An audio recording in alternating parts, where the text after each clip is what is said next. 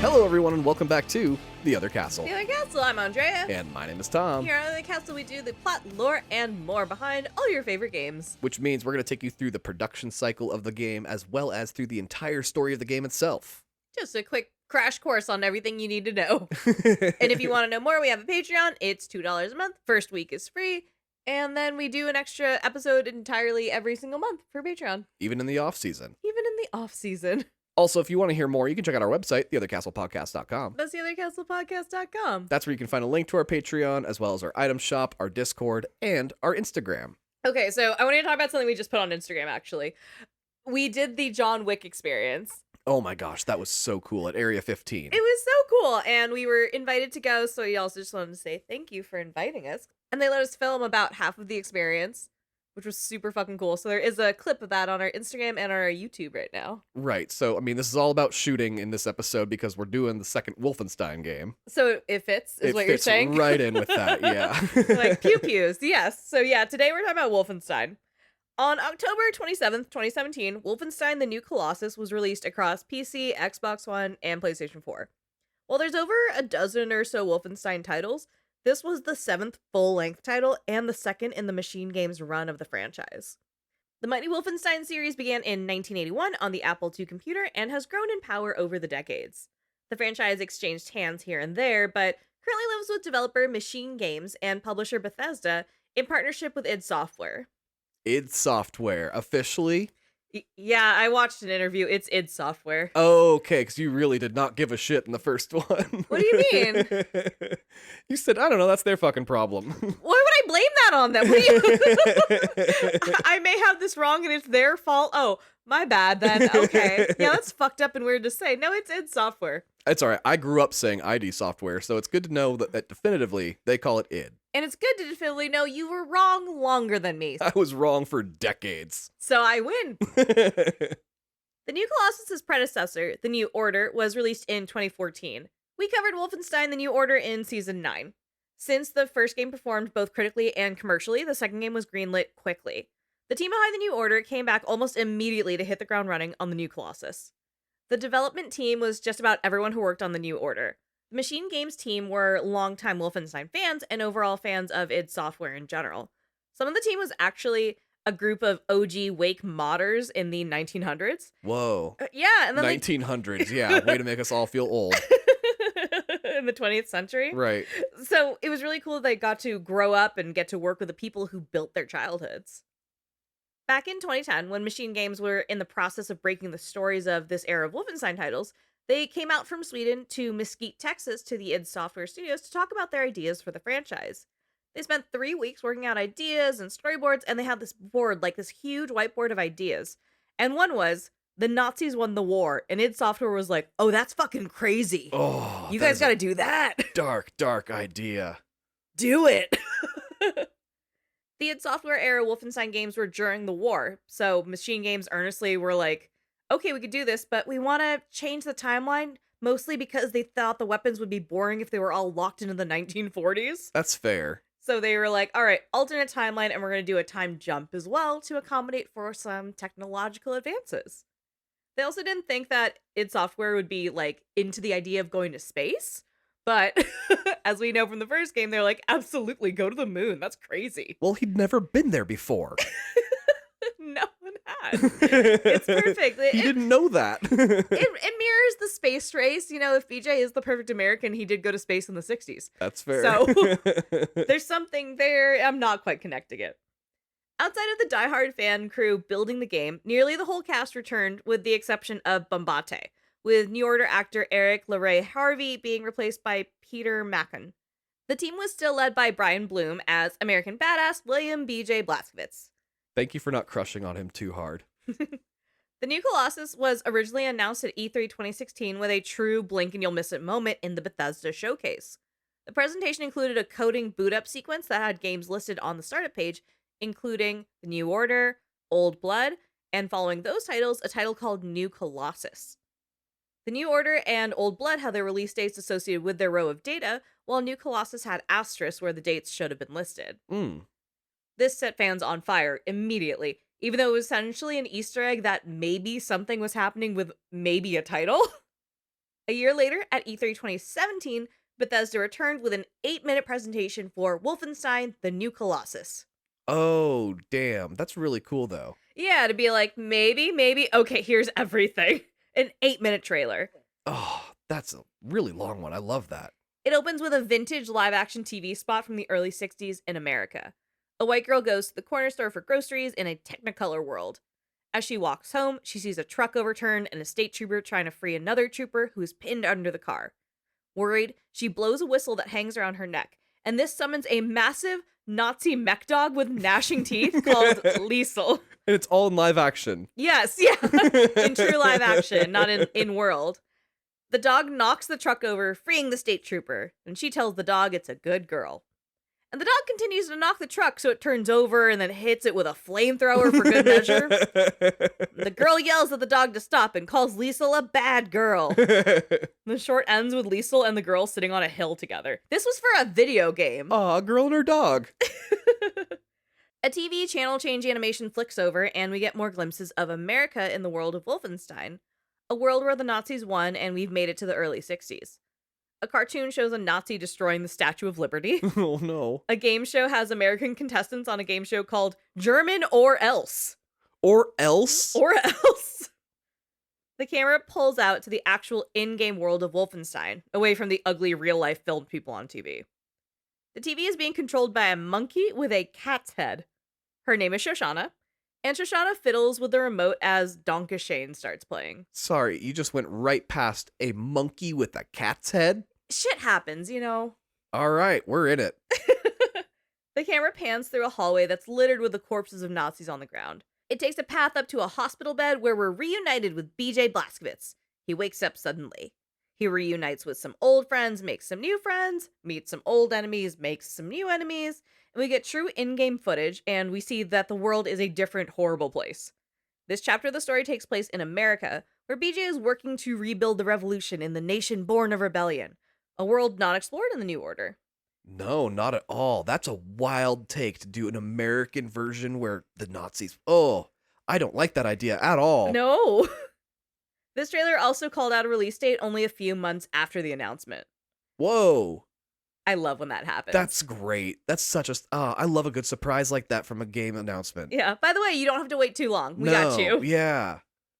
Outside of the bombastic story, the gameplay and first-person shooter action of the game really excited players. The Machine Games team focused on advancing AI in the gameplay, so things in-game would be more immersive.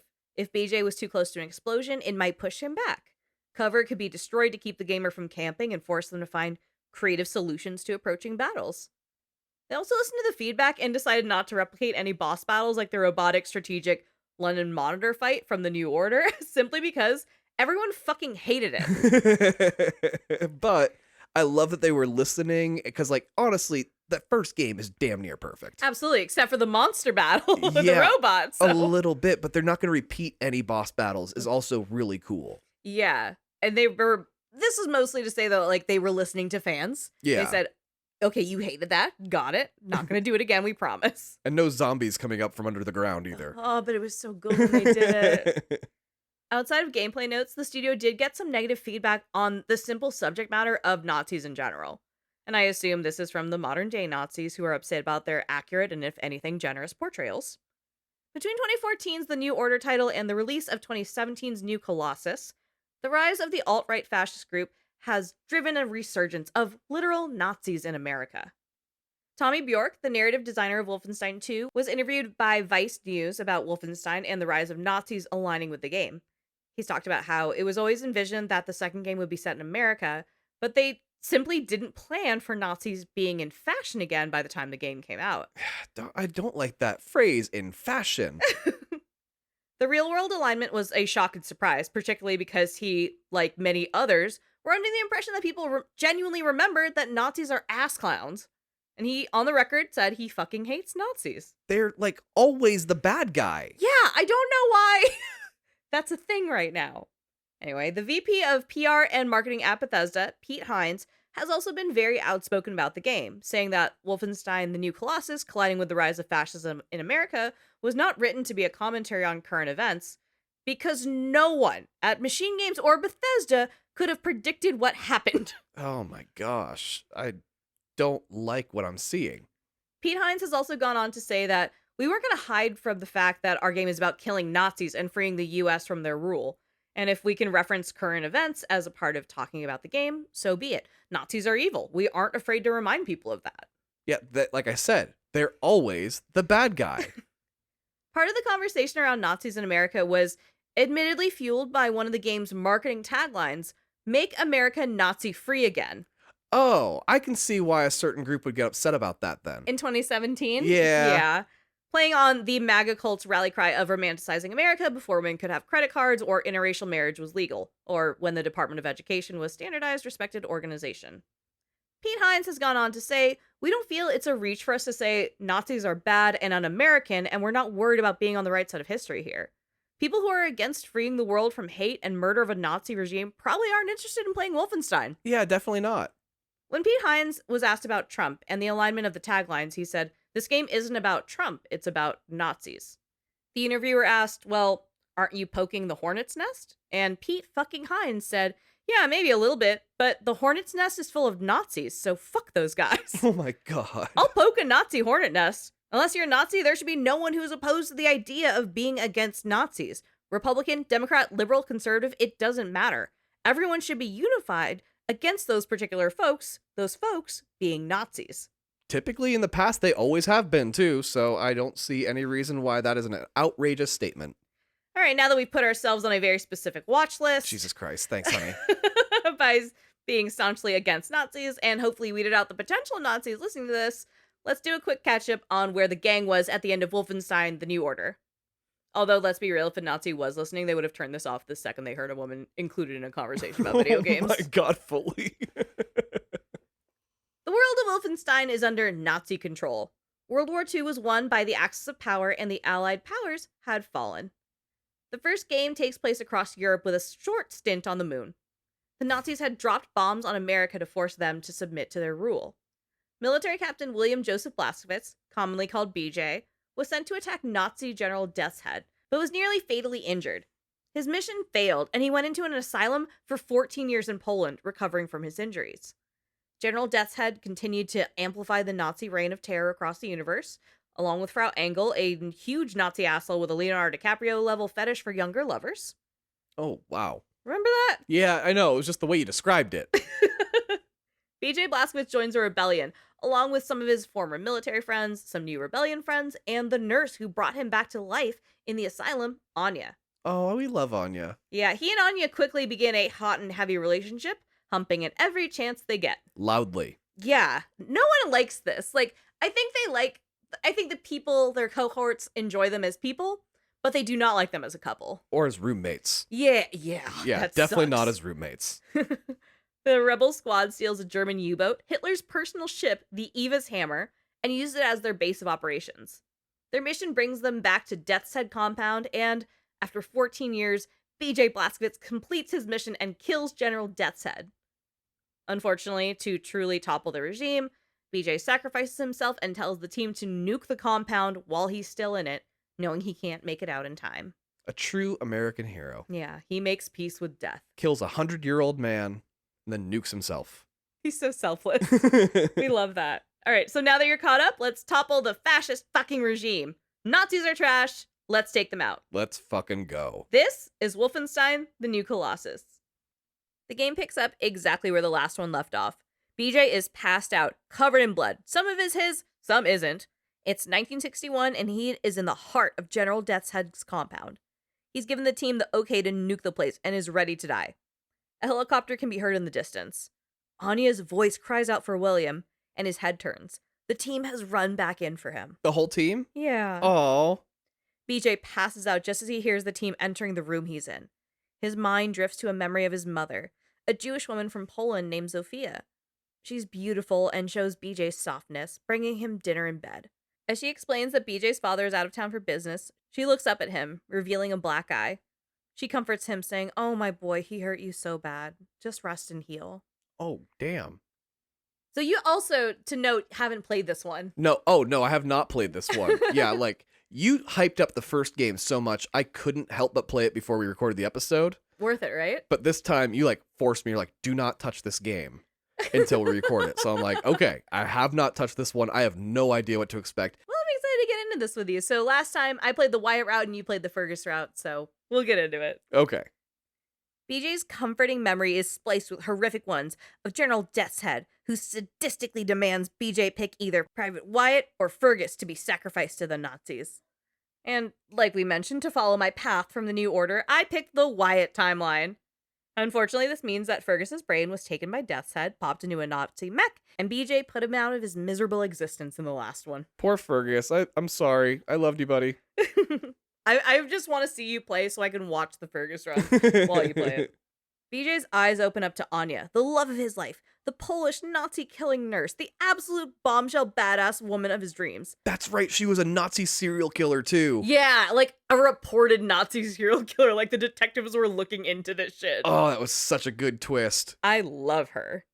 She is announcing that she sees him and she runs over to BJ. She calls him a stupid man and asks if he expected them just to leave him here and nuke the place. The rest of the rebellion joins, and Private Wyatt announces, oh god, his intestines are showing. Oh, Jesus. Private Wyatt is a young man from Boston who played clarinet at Harvard, and he was just a sweet baby angel who joined the military after World War II started to defend freedom.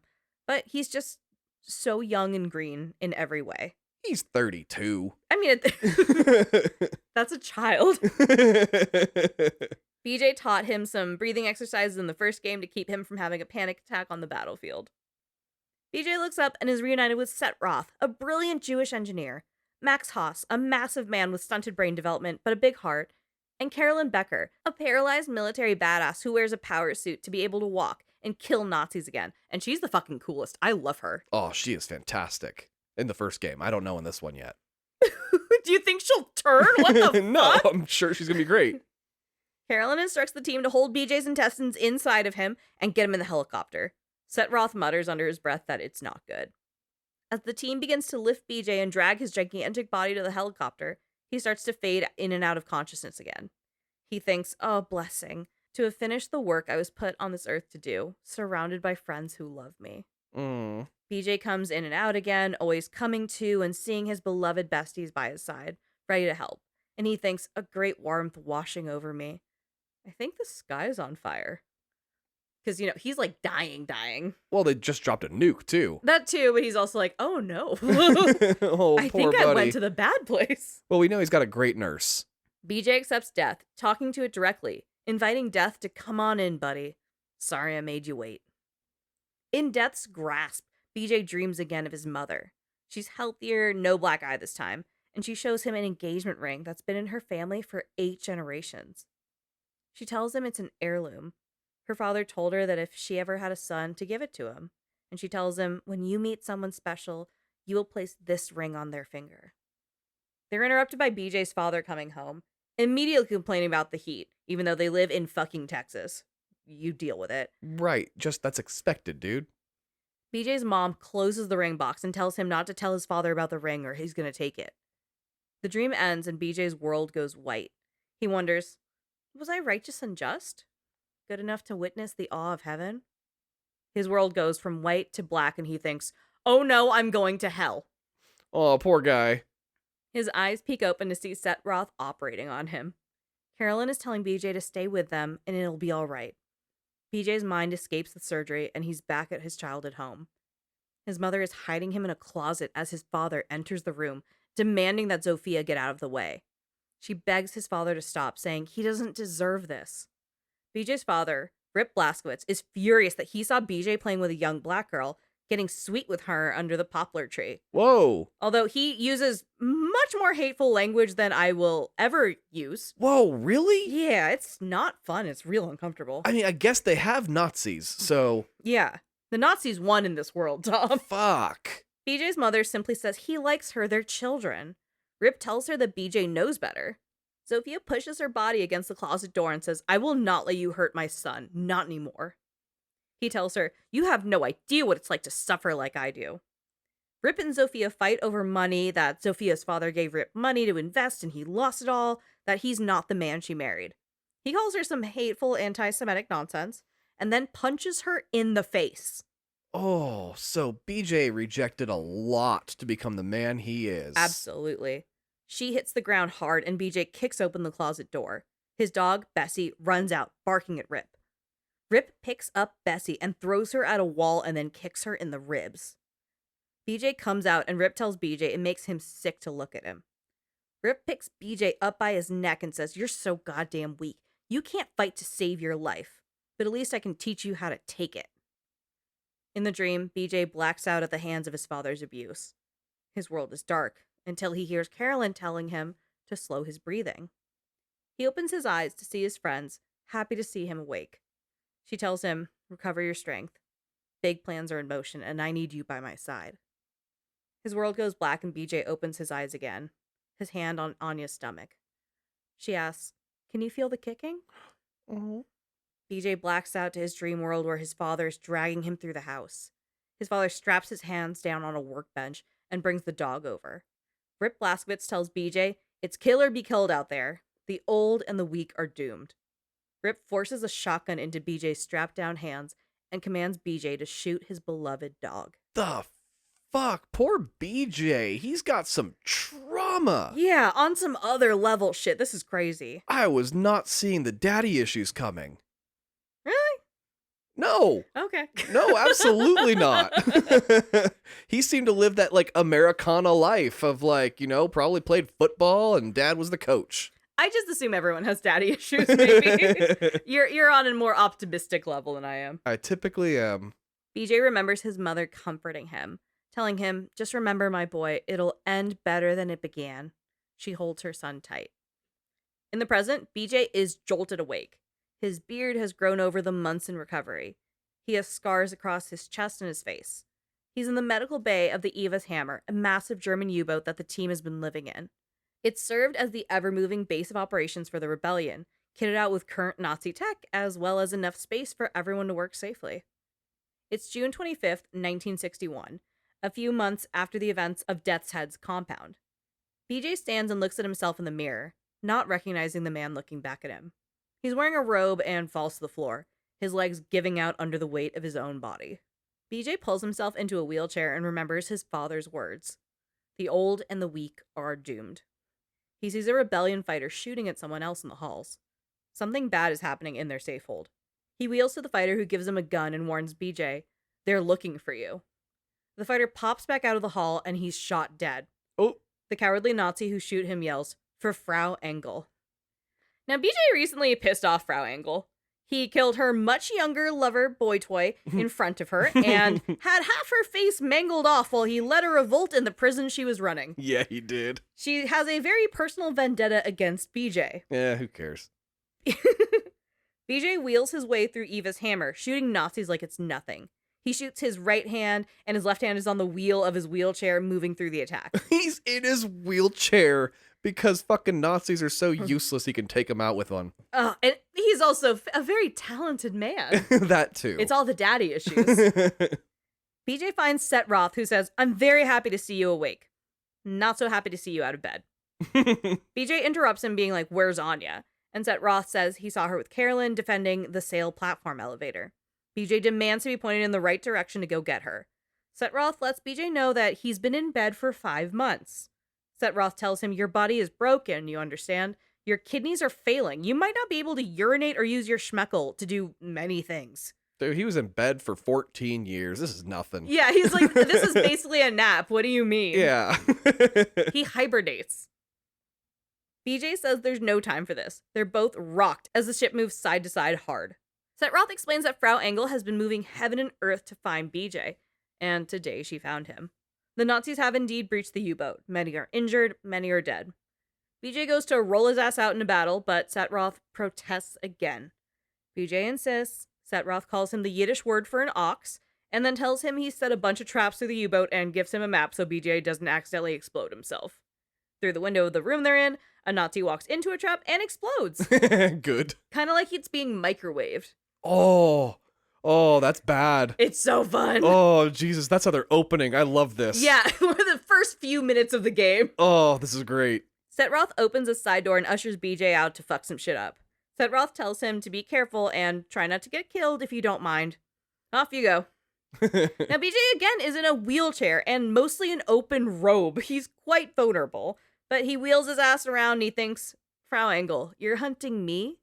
Got that backwards, lady. I'm hunting you. Using Setroth's map, BJ shoots his way up to the sail platform elevator.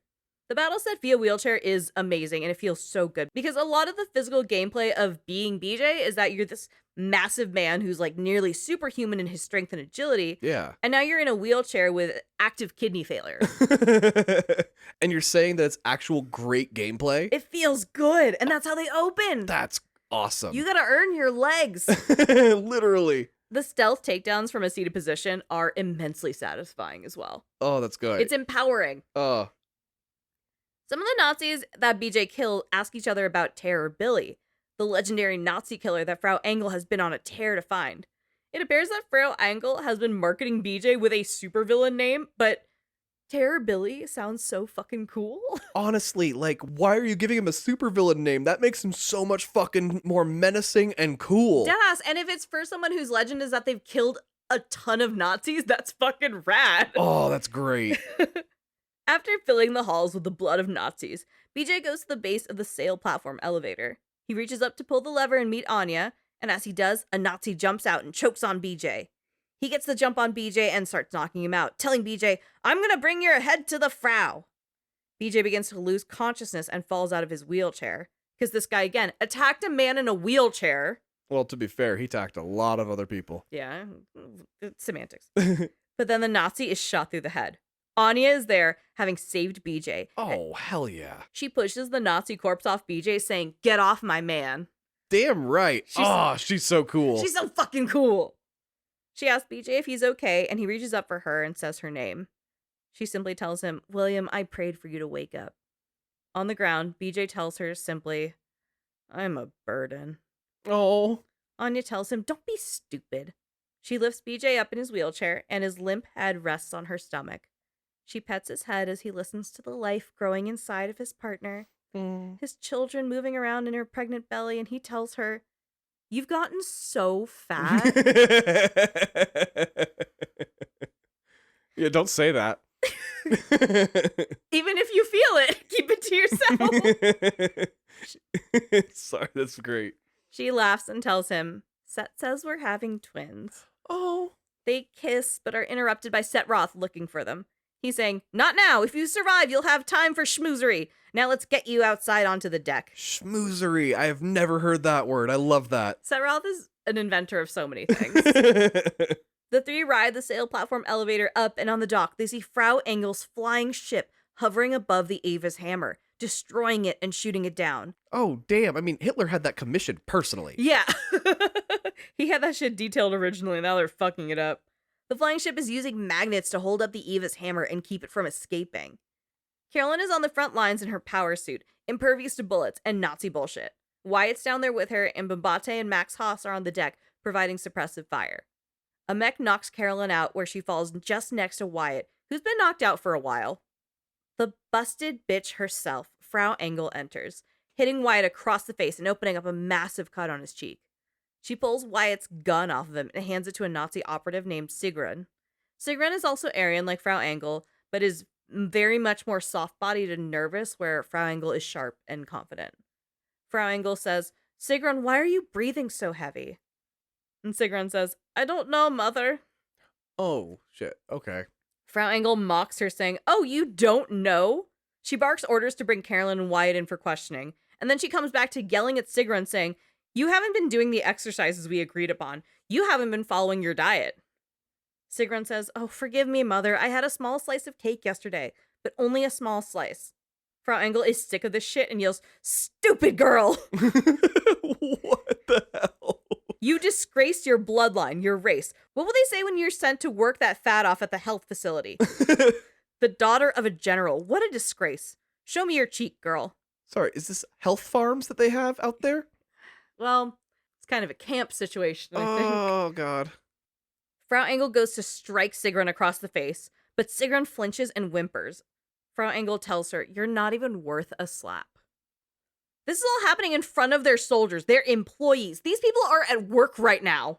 This is insane behavior. In front of anyone. No one had good parents in this game is mostly my big takeaway. You see this kind of behavior on like a talk show. She's a Nazi. Frau Engel is dissatisfied that no one's found BJ yet, so she gets on the megaphone and yells out, "I'm addressing the terrorist and murderer William Joseph Blazkowicz, also known as Terror Billy, trademark. I am willing to spare the lives of everyone on your vessel if you surrender. The doors are open. Come alone." Frau Engel walks into a shipping container and is picked back up and brought into her flying ship. BJ looks at Anya and says, "Well, looks like I got called out." She tells him straight up, "Don't go in there." Setroth tells them that Frau Engel has their vessel trapped. BJ has to go, and he has to release the U-boat or everyone is fucked. Anya is heartbroken, and she says, "You're in no shape to fight. You're literally wheeling your ass around in an open robe. I can see your dick." Everyone can. He promises her he'll find a way to fight. BJ wheels his ass down to the deck to the Nazi soldiers, who are a bit shocked to actually see him. And they look down at him and they laugh and they say, "What, are you going to run us over with your wheelchair?" BJ is brought up to Frau Engel's flying ship without his wheelchair, being dragged to meet Frau Engel. Carolyn and Wyatt are also being held in there, guns to their head. Just like in the opening of the New Order, BJ is held on by Nazis, facing one of the most prominent Nazi operatives, and he's wounded and he's in his underwear. Wyatt is also held down. Carolyn is stripped of her power suit, her paralyzed body lying limp on the floor. That's not good at all. Carolyn looks up at BJ and says, "You're awake." BJ tells her, "I came for you. How are you holding up?" That's not a fair question to ask right now. No. Carolyn says, "I don't know how she found us. I fucked up. She tracked us down. I fucked everything up." Frau Engel knocks Carolyn unconscious and she pulls BJ's face to look her in the eye. Frau Engel tells him, "You think you're a hero, William Joseph Blazkowicz? Let me tell you, you're not. Only the filthy dregs festering in the ghetto admire you. But once they see you, this will change." She laughs and continues saying, "I shall put you on international television. Look, everybody, is this how a hero looks like? A crippled wretch of a man peeing in a tube? Everyone will see what a useless joke you are." A Nazi soldier hands Frau Engel an axe. She takes it and she spins it in her hands. She commands a mech soldier to hold up Carolyn. Frau gets in Carolyn's face and tells her, "Bow your head." Carolyn looks at Frau Engel and says, "Don't be silly. The resistance does not bow." Frau Engel hits Carolyn with the shaft of the axe, knocking her out. Stop hurting her. She raises the axe to kill Carolyn, but Sigrun steps between them, telling her mother to stop. Frau Engel yells at Sigrun, telling her, "Quiet, I'm working." Now she's at work. Sigrun says, "I thought you would set them free." Sigrun rolls her eyes and lets her axe arm hang low. She tells her daughter, "I am setting her free. I'm setting her head free from her body." Oh my god. Sigrun whimpers and says, "But you said..." Frau Engel rolls her eyes again and says, "And you said you'd do your exercises and lay off the sugar." Frau Engel cruelly pokes Sigrun in the tummy. "But what did my soldiers find when they searched your room? Chocolates, candies, lemonade, cookies, not to mention the sick things you wrote in your diary. You want to set her free? Take this." Frau Engel shoves the axe into Sigrun's hands. "Go on, free her head from her body." Oh. Sigrun shakes with the axe in her hands. She cries and asks her mother, "You read my diary?" Sigrun cuts her off, screaming, "Do it or bad things will happen to you." Frau Engel chants, "Do it, do it, do it, do it," at Sigrun, who tearfully picks up the axe. Wyatt screams at her to stop, and Sigrun cries harder, saying, "I can't do it, mother." Sigrun falls to the ground, dropping the axe, sobbing on her knees. Frau Engel crouches to get in her daughter's face, saying, "Oh, but what you can do is fill a diary full of perversions and words of treason. Some of them are even in English. Page up and page down, your dirty mind pouring out while your body swells up with disgusting blubber like a sea cow." Sigrun is scream sobbing on the floor, crying so hard you can't see and feel nauseous, that kind of crying. She's got her sexy fanfic that her mom read. Yeah. Oh my god, that is so embarrassing, but also that's why you don't dig through your kid's shit. She's a Nazi! I know. She's gonna do the worst version of everything, including parenting. Fair enough. Frau Engel grabs Sigrun's head and says, "You don't understand the position you put me in. I'm compelled by law to report you." Sigrun manages to say, "You had no right to read it." Frau Engel is done with parenting and walks over to Carolyn Becker. She picks up her axe again, and Carolyn looks at BJ and says, "Never give up, Blazkowicz. Never give in to these people." Frau Engel says, "I think you're just another subhuman. With one foul swoop, Frau Engel's axe cuts through Carolyn's neck and her head falls to the ground and rolls away. No! Fuck off, no it. Fuck. Wyatt screams for Carolyn and can't process what he's seeing. Frau Engel swings her axe up in celebration, saying, "Did you see that? I've had a lot of practice." Frau Engel gets on her knees and sits next to Carolyn's head. She picks up the head and says, "Look at this. How strange. One moment she was here, and now she's gone." Blood spills out of Carolyn's head as Frau Engel wiggles around. Frau Engel wonders, were these eyes ever filled with a lover's gaze? Kiss, kiss, kiss, Frau Engel smushes Carolyn's dead lips on BJ's face, making kissing noises. Sigrun stands and says, "That is not funny." Frau Engel stands with Carolyn's head and says, "Oh, do you want some kisses too, like it said in your diary, on your plump cheeks?" I want to kill this bitch so fucking much right now. You actually really look upset. I am furious right now. Like, I cannot wait for her to die. Frau Engel makes Carolyn's dead head kiss Sigrun. Sigrun begins to gag. Frau Engel lowers Carolyn's head to Sigrun's pelvis. She says, "How about here?" Sigrun shoves Frau Engel. Frau Engel tosses Carolyn's head away and slaps Sigrun, and she tells her, "Sigrun, do not make me choose between you and the strengths of my beliefs, because you will lose." A Nazi mech steps on Carolyn's head, squishing it into a puddle. Oh my god. Frau Engel gestures to Wyatt, showing that he's next. Wyatt and Sigrid both cry, begging for this to stop. Frau Engel raises her axe over Wyatt's head. Sigrun makes a move and tackles Frau Engel. Frau Engel's axe still comes down on Wyatt, scraping the side of his head, but leaving it attached. Oh, goodness. Wyatt holds his face together and grabs a gun, shooting each Nazi in the room in the head, going full Deadeye. It's actually fucking sick. Sigrun holds down Frau Engel, wrestling the axe from her mother's arms. Wyatt kicks Carolyn's power armor to BJ, and BJ puts it on. With the power armor, he can walk, he's bulletproof, he's BJ again. Oh, hell yeah. Frau Engel escapes the room and locks the door, leaving Sigrun, Wyatt, and BJ alone. Wyatt and BJ grab ammo and guns while Sigrun manages to get the axe and is hitting the door her mother left out of, screaming, "It's my diary, not yours." Wyatt screams, asking if his ear is still attached. This time we know he's screaming because he may or may not have lost an ear and not just having a panic attack.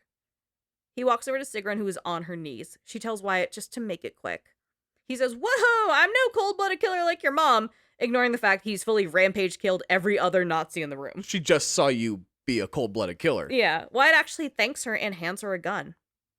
Sigrun stands grateful. She says, "I can help you. I can give you information, military secrets. I can tell you how to release your U-boat and get you to escape pods." Sigrun explains how to release the U-boat and leads BJ and Wyatt up to get it done. The unlikely trio move through Frau Engel's flying ship. On the way, Sigrun offers her condolences for Carolyn. Quietly, to himself, BJ says, "Carolyn, do you copy? Before you go upstairs, please watch over our people while I get this done." BJ heads off to release the U-boat and fights his way deeper into Frau Engel's flying ship, asking Carolyn to lend him her wings, thanking her for the power suit she once used to move her broken body, the same way he's doing now. He makes it to the control center for the magnet arms and releases the U-boat from the flying ship. He looks down and his friends find relief seeing their ship released. The U-boat sinks back under the surface safely, going back into the ocean and out of sight. BJ takes a hatchet to the magnet control and simply whips the shit out of the control box. He updates his friend, saying, "Carolyn, I released the Eva's hammer, and I'm heading back to our people. I hate to ask, will you stick around so I can keep your wings a little longer?" BJ fights his way back to Wyatt and Sigrun, killing as many Nazis as he can. He destroys things, raids weaponry, anything he can do to harm these assholes. Wyatt and Sigrun have gotten an escape pod ready, and Wyatt and Sigrun get in. BJ tells them to hold up, and turns to pick up what's left of Carolyn's body. He lifts her and carries her into the pod, not allowing the Nazis any more power over her body. Their escape pod drops down from the sky and into the ocean, surfacing inside the Eva's hammer pod landing. The team is all circle around. They had been waiting for BJ, Wyatt, and Carolyn to return to them. BJ exits, holding Carolyn's decapitated body. Oh. The team is horrified. Anya covers her mouth in terror and just drops to her knees. BJ carries her body through the ship, the full rebellion heartbroken at seeing what's left of their leader. Quietly, the team files through the halls behind BJ.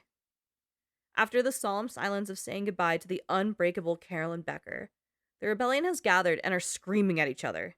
Eventually, Wyatt screams for attention the loudest. He has a bandage wrapped around his head and he's holding what's left of his face. He tells the group, "Look, we had a strategy.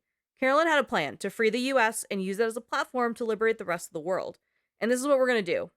For Carolyn. Wyatt slams his hands down on the table. For fucking Carolyn.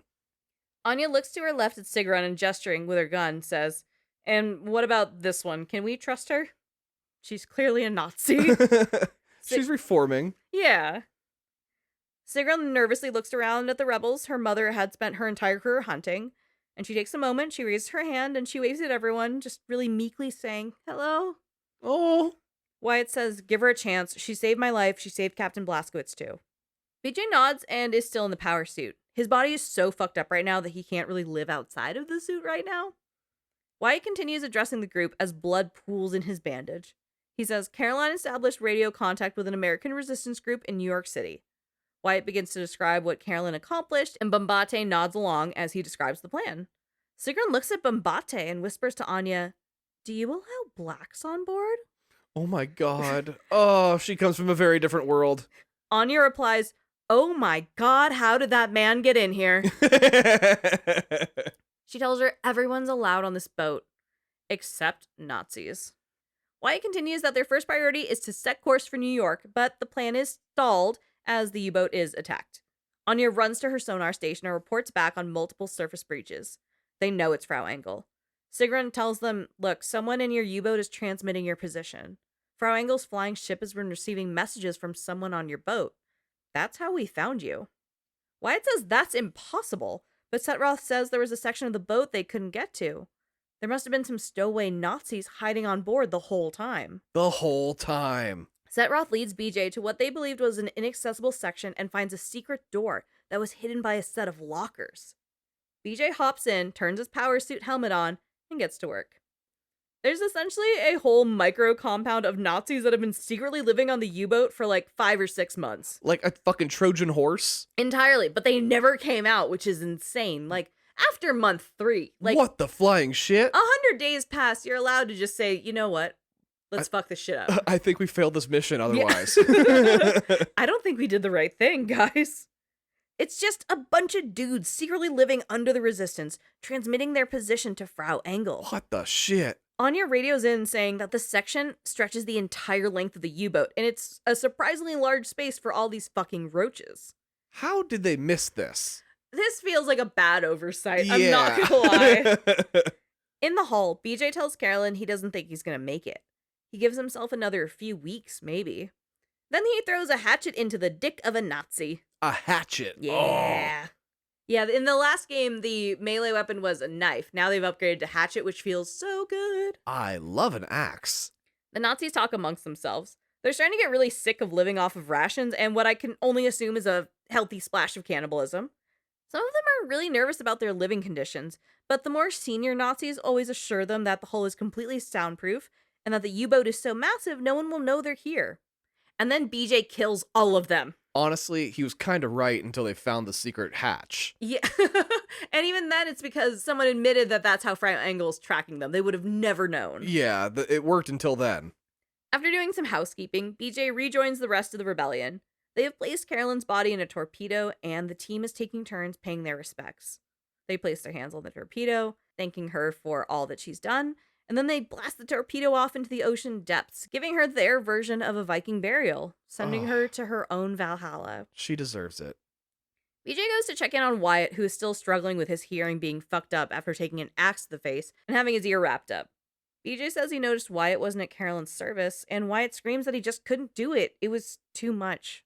He screams that Carolyn meant more to me than anyone else on this damn ship, and now everyone is expecting me to pick up the torch. I failed the leadership course at Harvard, for Pete's sake. Wyatt winces at his ear and screams, "Will this ringing ever end?" Oh, poor buddy. No, probably not. That's how you get tinnitus. Yeah. BJ tells him, "You can't give up, Wyatt. We don't do that." Wyatt snaps back, saying, "I'm not stupid, Captain. I saw the look in your eye when Frau Engel had you under her thumb. All right, the fire's gone out, and you're just on autopilot now until you hit the wall. Am I wrong, Captain?" Damn, he's got some balls on him suddenly. He read BJ to fucking filth. I guess getting half your face chopped off will give you some balls. He may be half deaf, but he's not half blind. Damn. Wyatt pulls some headphones out of a box and says he salvaged some stuff from Jay just for keepsake. Oh, Jay. Jay was with the resistance in Berlin and was killed during a raid from Frau Engel, in the New Order. He was the game's de facto Jimi Hendrix in the Wyatt run, and the title's commentary on how the war affected non-white Americans versus white Americans. He and BJ have this incredible scene where they address race relations and how the America BJ is fighting for is not the same America that Jay experienced. That sequence ended with Jay giving BJ acid and shredding on the guitar while BJ's mind was blown open. I love him so much. It's a perfect scene. With Wyatt here, BJ smiles and says, "Oh, that boy could play the hell out of a guitar." Yeah, he could. Wyatt laughs and agrees and says, "Yeah, he liked it loud." BJ tells Wyatt he'll see him around and he leaves his room. On his way out, Wyatt stops BJ and says, "Hey, Captain, would you go see Set? He wants to give you like a physical or something, see how you're doing." The camera's tied on Wyatt, who is still incredibly baby-faced, but pained and exhausted from loss and the pressure of the world's freedom resting on his very delicate, narrow shoulders. BJ heads off to Setroth's lab, but thinks to himself, "Set, he knows as well as I do. What I got, he can't cure." BJ walks through the massive U-boat. Rooms have been since claimed by residence members. There's power, there's bathroom, everything works. It's a really great setup. There's something about this world that reminds me of the camps in Red Dead 2. Oh, really? Where you can kind of find these random encounters with characters. You can follow them around. They have tracks, they have dialogue. There are some like little missions here and there. You can be like, oh, this person wants a fucking apple or something. At your base area? Yeah, and it's fucking fun. Oh, that's great. BJ tells Carolyn, "This is a really good home for us, Carolyn. You always made the right call." BJ gets to Setroth's workshop where he's been tinkering with some weird science shit. Setroth is a student of the Dad Ye Should, an ancient Jewish set of technology and sciences that appear to be nearly magic to the naked eye. He's a brilliant engineer and likes to play with things he finds around in the world. As BJ goes to Setroth, an animal drops down from the tubing in the ceiling, and it appears to be a monkey. But around its neck is a metal necklace that attaches the monkey body to a cat's head. So we're back to this fucking creature.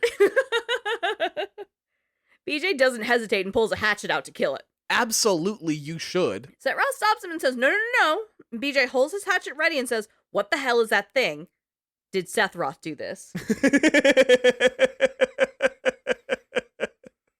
Did Setroth do this? Shut up. That was so good. I'm sorry. Setroth explains, "This is not a thing, Shimshon. This is the body of a squirrel monkey with the head of my beloved Siamese cat, Shoshana." No, that's clear. It's still wrong. No, it's still fucked up. Yeah. Setroth pets Shoshana and says he found the cat while hunting for rats in the U-boat. And then a few months later, she was dying of bowel cancer when he found a brain-dead monkey in Belize. So now please lower the axe. Setroth tells BJ, "You're making me nervous with the axe. This is not only my favorite animal, this is probably my most significant scientific achievement." You made an abomination, dude. Shoshana cries the way a cat does when it's 20 minutes before they're fed. Oh, God. Setroth pets her, saying, "Yes, you are significant. Are you hungry?" Wait, can it open its own can of food? That could actually be very useful with a cat. Setroth gives Shoshana a tiny fish from a can, and Shoshana can grab it with her tiny arms. It's kind of cute. Yeah, and then Shoshana sits on Setroth's shoulder, snacking on her fish. Wait, I kind of love it now. Oh, you swung back immediately? No, I hate it, but I like the idea that it can ride on your shoulder. I'm gonna let you sit with the ethics of and the implication of this. Setroth explains to BJ why it's so difficult to do a cross-species head transplant while BJ's eyes glaze over. Mine too, dude. Setroth realizes BJ doesn't understand or care about the details of his anatomical anomaly and apologizes, asking BJ if he needs some sleep meds. BJ tells him he just wants to stay busy. Setroth says he understands and we all grieve in different ways. For example, he set up a shooting range in the U-boat and maybe that'll help. BJ checks it out and then he goes around the U-boat. And the rebels are, for the most part, still mourning the tragic loss of Carolyn. Anya sits in Carolyn's room sobbing over her things. She tells BJ she can still smell her in here. Then she talks about how Carolyn had been in contact with the American resistance and she has their location. She needs to gather everyone for the next move as they get to New York City. Privately, BJ tells Carolyn he's scared. He asks her, "How am I going to tell Anya I'm dying?" BJ goes to Wyatt's room to get him up to speed on the New York trip to connect with the American Rebellion. Inside, Wyatt has his old friend Jay's headphones wrapped around his neck and he's singing along and slapping his knees. Wyatt screams, "Oh, gosh darn it to heck," when his bleeding ear starts throbbing. Why doesn't he curse? He's just a sweet young boy from Boston. Again, 32, missing half his face. He has every right to curse. Well, gosh dang it to heck, Tom. Oh my god. He's just a sugary, sweet baby angel, and I love him. He throws the headphones down and holds himself in pain. He notes something interesting in the box left over from Jay, though. A sheet of paper with strawberry stamps all over them. Oh god. He smells it and looks closer, realizing, hey, these aren't postage stamps. You shouldn't lick him either. They're perforated tabs of something on the sheet. Oh god. Wyatt sticks out his tongue and runs it over a corner of the sheet. Oh Jesus. Curious and not very careful. How much of the sheet? Like a full tab. Oh god. BJ knocks on Wyatt's door, and Wyatt goes to hide his newly found sheet of acid tabs. BJ brings Wyatt to the helm, where Anya has laid out Carolyn's notes on the New York resistance group. They're holed up at the top of the state building. Unfortunately, they can't find any notes on how to communicate with the group, so they're just going to have to go in blind and make friends once they land. Bombate and Setroth look over her shoulder at the game plan. Wyatt begins to reach out for things only he can see as he begins to hallucinate in this work meeting. Dear God. Anya confirms the radiation levels from where the Nazis dropped an atom bomb on New York are tolerable at a high altitude, but are still very dangerous. Setroth offers that BJ's power suit will protect him from the radiation, which means he's the only one that can go in safely, and he's just going to do this one alone. Oh, just like your boyfriend, 27-year-old Dr. Gordon Freeman. Well, he's a loner. He's a lone wolf. You're the only one that can survive this, so you go. So you figure it out. Bombate and Sigrun drive a small pod through the Bay of New York to release BJ into the world. They're getting quite friendly, by the way, with Bombate calling her Blondie and her smiling when he does. It's really cute. Oh, I love that. Bombate warns BJ about the New York City underground crocodiles and sets him free in the nuclear fallout of the city, which is just fucked up to do, and those are fucked up parting words to be like, by the way, there's radioactive crocodiles, bye. Radioactive Nazi crocodiles. Yeah, with a little hat and shit. Just why not? This version of New York is decrepit, mostly dark, and unnervingly quiet. Buildings appear half melted across Manhattan, and there's loose debris everywhere. Melted. While it's quiet, Wyatt radios BJ to warn him about the Nazi search parties that are still patrolling the area. BJ navigates through the crumbling New York City to the State Building. Nazis are everywhere in horrible yellow hazmat suits. In the subway tunnel, BJ asks Carolyn to help light his way, and then BJ finds a dead crocodile and says, well, goddamn, I should have listened to Bombate. He wasn't lying. As BJ gets closer to the State Building, he gets a radio call from Wyatt, who is pontificating about how beautiful the stars are and how they're all bright and all-knowing. Oh, buddy. And then Wyatt runs away into the night. Anya picks up the radio and says, all right, Wyatt just left, but you should be near the State Building now. BJ makes it to the State Building and climbs up on the top level. The building is crawling with Nazis, perhaps because of the rebellion's activity. To make it to the top, BJ climbs up an elevator shaft. At the top, he's greeted with guns to the face. A beautiful woman with a loose afro points a gun at BJ and says, who the fuck are you, white boy? Next to her is a paranoid man, also holding a gun. And I'll tell you now, the paranoid man's a white guy, so. Okay. BJ tells them to stay calm. Let me make it first absolutely clear that I am not a Nazi. The paranoid man says, wait, what'd you say? You say you're a Nazi? To be fair, the way BJ looks, he kind of looks like a Nazi. He's like kind of the perfect Aryan body. Yeah. BJ calmly corrects him, saying, no, I am not a Nazi. I'm not a Nazi. Okay? The paranoid man rambles that if BJ isn't a person of color, then he must be a deviant, but he doesn't look like a deviant. Tired, BJ pulls himself through the elevator shaft. The man and the woman still have guns drawn, and the woman agrees. He doesn't look like a deviant. BJ tells him to hang on. He may not be a deviant, but he's not.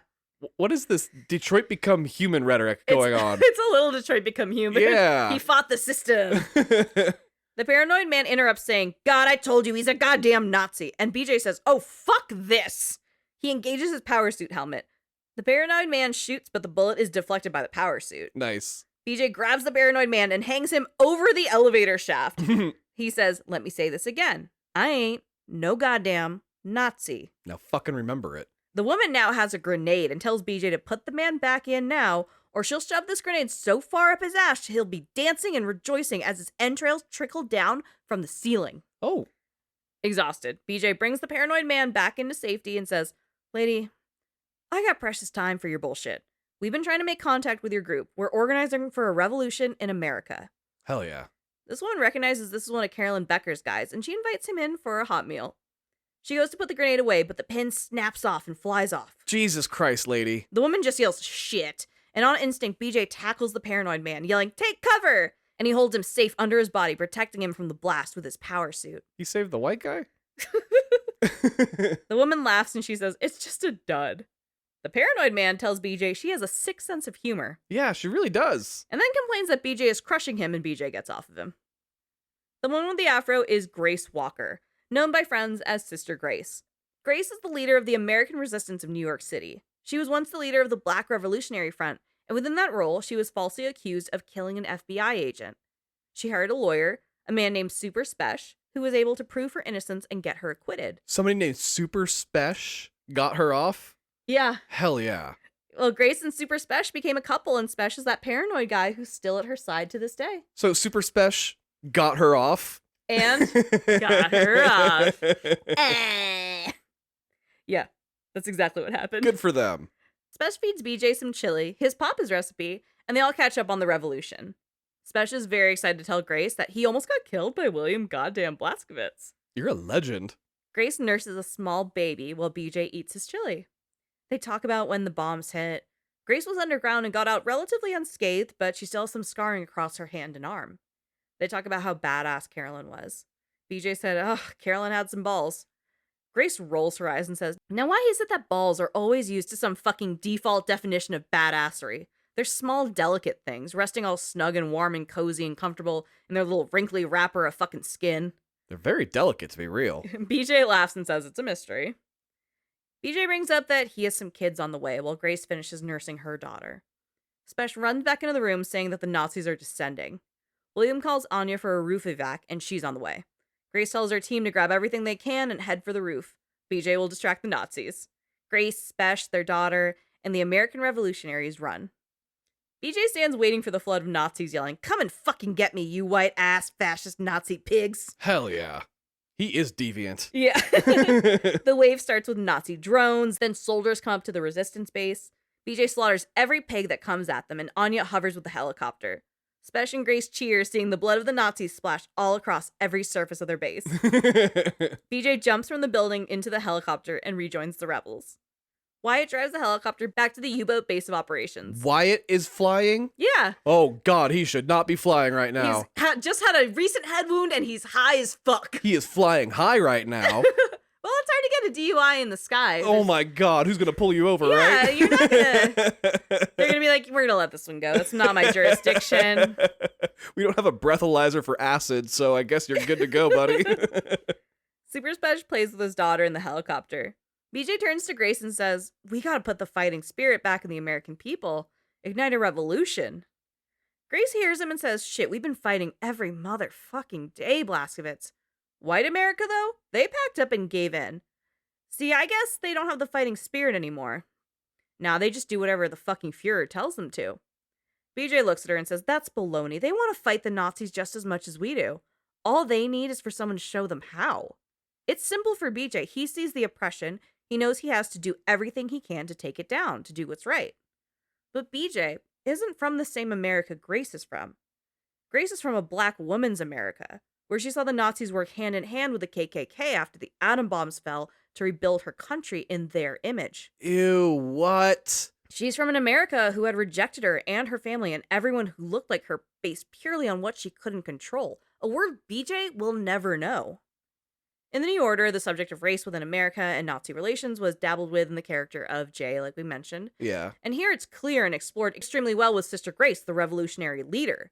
BJ is indignant in his beliefs and is constantly learning what other perspectives see within the revolution and within the challenges of America as itself. Like, I shouldn't be surprised the KKK teamed up with the Nazis. They have overlapping interests, Yeah, but still, it's just like, ew, to see them rise to power even? Like, yeah. Fuck that. Grace tells BJ, you know who ran the South after the Nazis took over? The Ku Klux fucking Klan.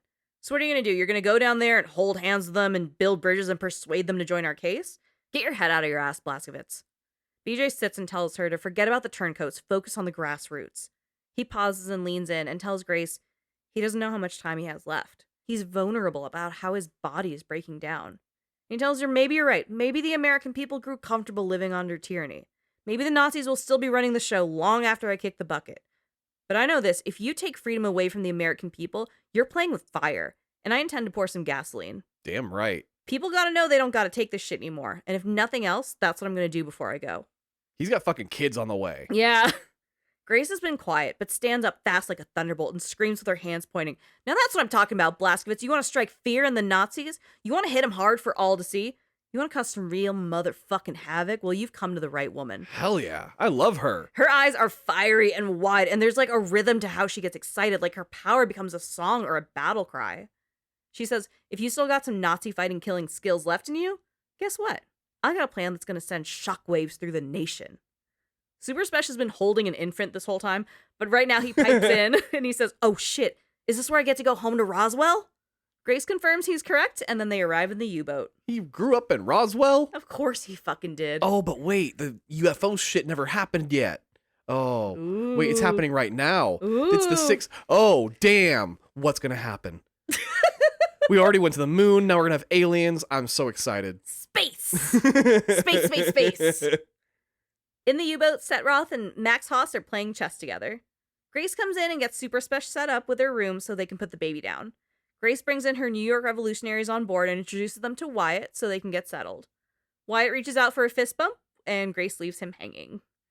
Super Spesh gets really excited seeing a working toilet, and he screams at it, falls to his knees, and bows for a working flushing toilet. It's the little things sometimes, though. He bursts into tears of joy and says he'll be in here for a minute. Oh my god, I could imagine the relief of being able to relieve yourself. Setroth just screams not to plug it. Grace is more focused on the work at hand rather than the facilities and has BJ safely secure one of the U-boat nukes for her. She has a plan. BJ heads off for a safe nuke extraction and talks to Carolyn, telling her how she's left a vacuum too great to fill. He also tells her how in awe of Anya he is, how much he loves her. He tells Carolyn he's not going to tell Anya how bad it is. He doesn't want to worry her while she's pregnant. BJ picks up the nuclear warhead and drops it off on Setroth's desk. Seth sets BJ off to see Grace. Wyatt runs up to Seth and asks, have you ever talked to God? Oh, God, buddy. Setroth says, God? Oh, yeah, many times. Wyatt says, oh, man, what did he say? And Setroth tells him he's still waiting to hear back. How long does acid last?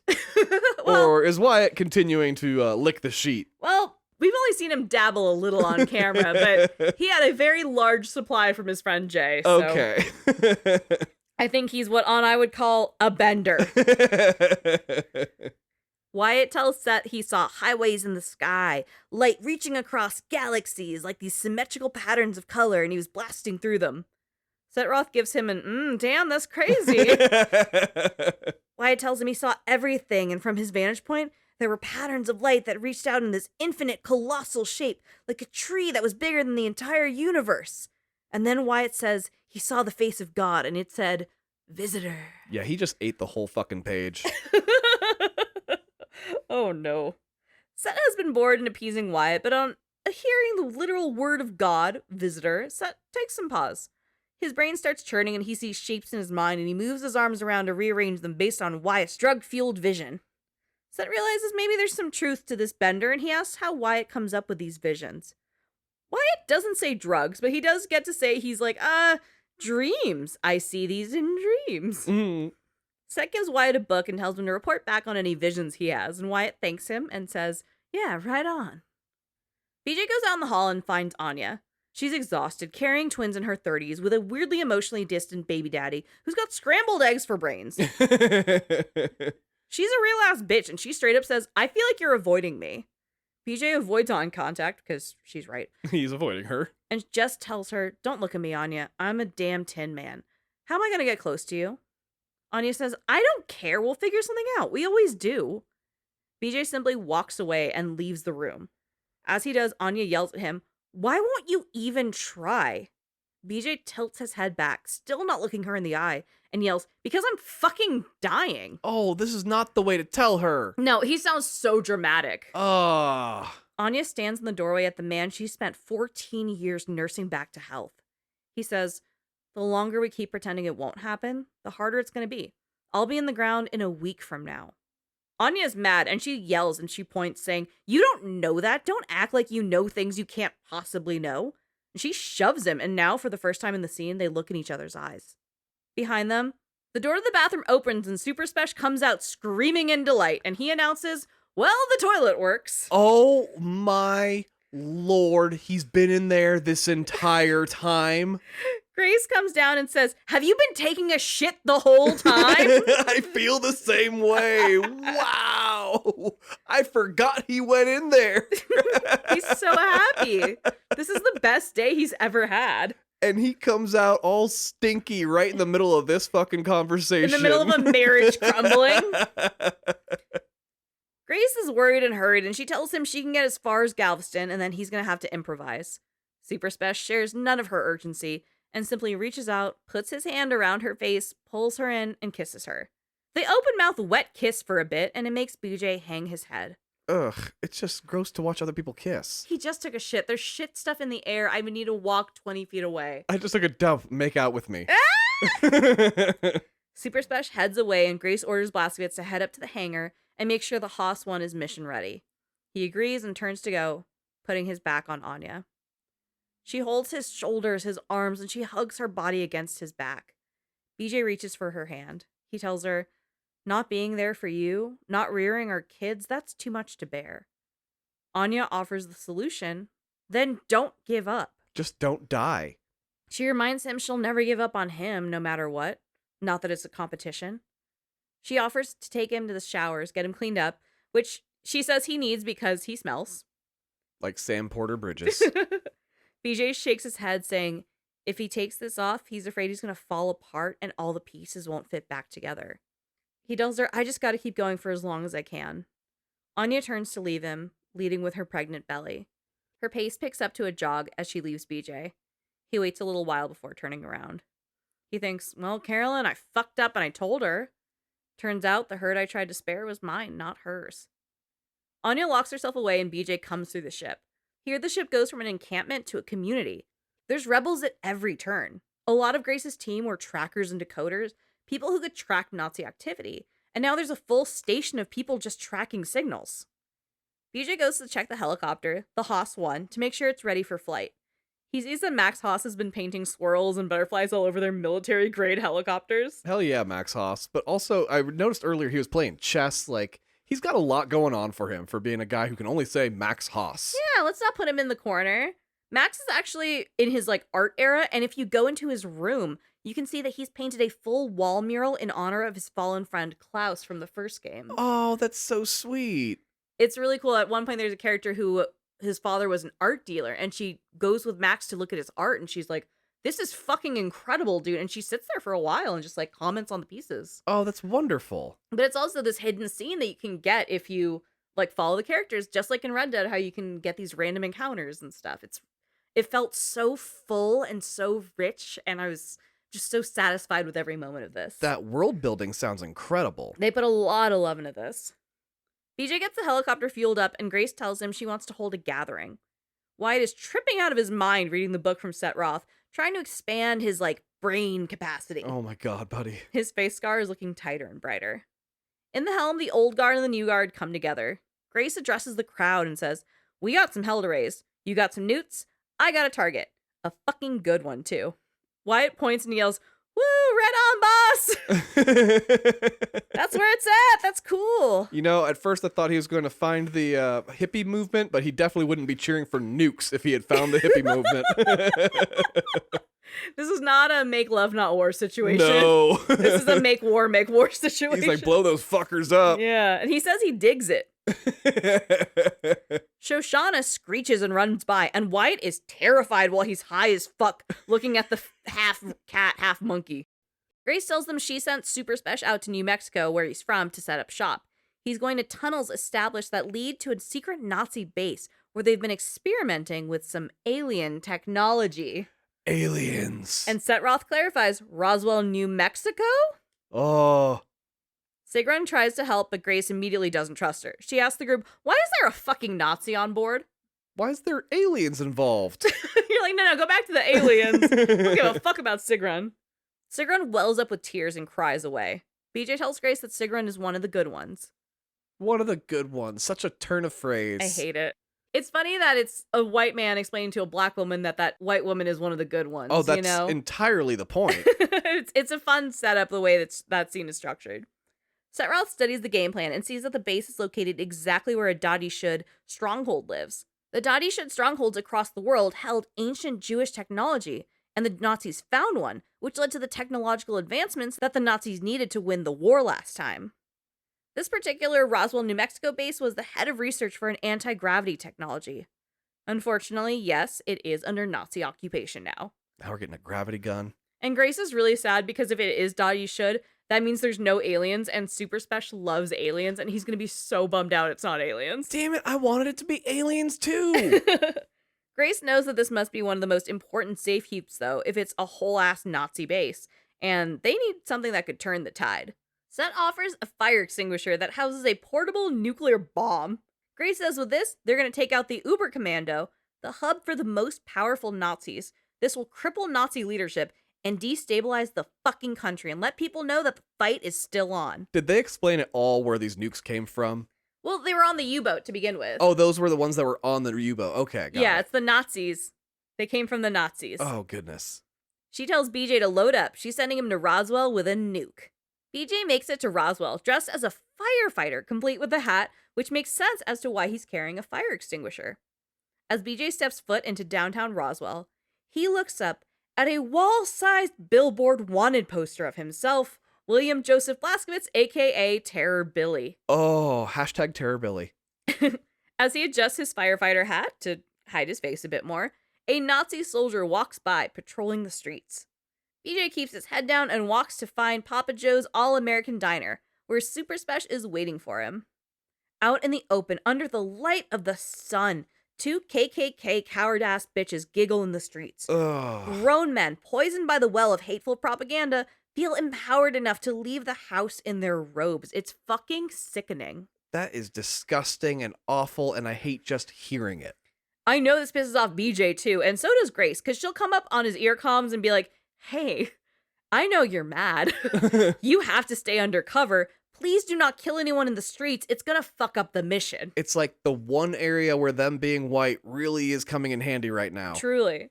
Roswell is a classic all-American town with a bustling main street. There's old school restaurants, like the fucking light poles, everything. But the images of the bald eagles here are replaced with literal red flags, the Nazi flags. Ew. America's just become one big red flag. Oh, so I'm like picturing an old-fashioned Americana street like you would see in like a Michael Bay movie with just all these American flags lining it, but instead of the American flags, it's just Nazi flags. Exactly that. Oh, that's disgusting. There's propaganda on every street corner. It's as if America had to prove their willingness to lick Das Boot. Oh my God, well done. There's posters of Frau Engel, who is seen as a war hero. There's music in the streets and crowds begin to form like it's a Main Street parade situation. The marquee on the movie theater is promoting a film directed by Helen, a renowned Nazi filmmaker, titled America, the New Order. I don't want to see that movie. BJ makes it to Papa Joe's All-American Diner, and the diner has posters in the window for open auditions to be on the game show German or Else. I'll take or else, honestly. He said 9.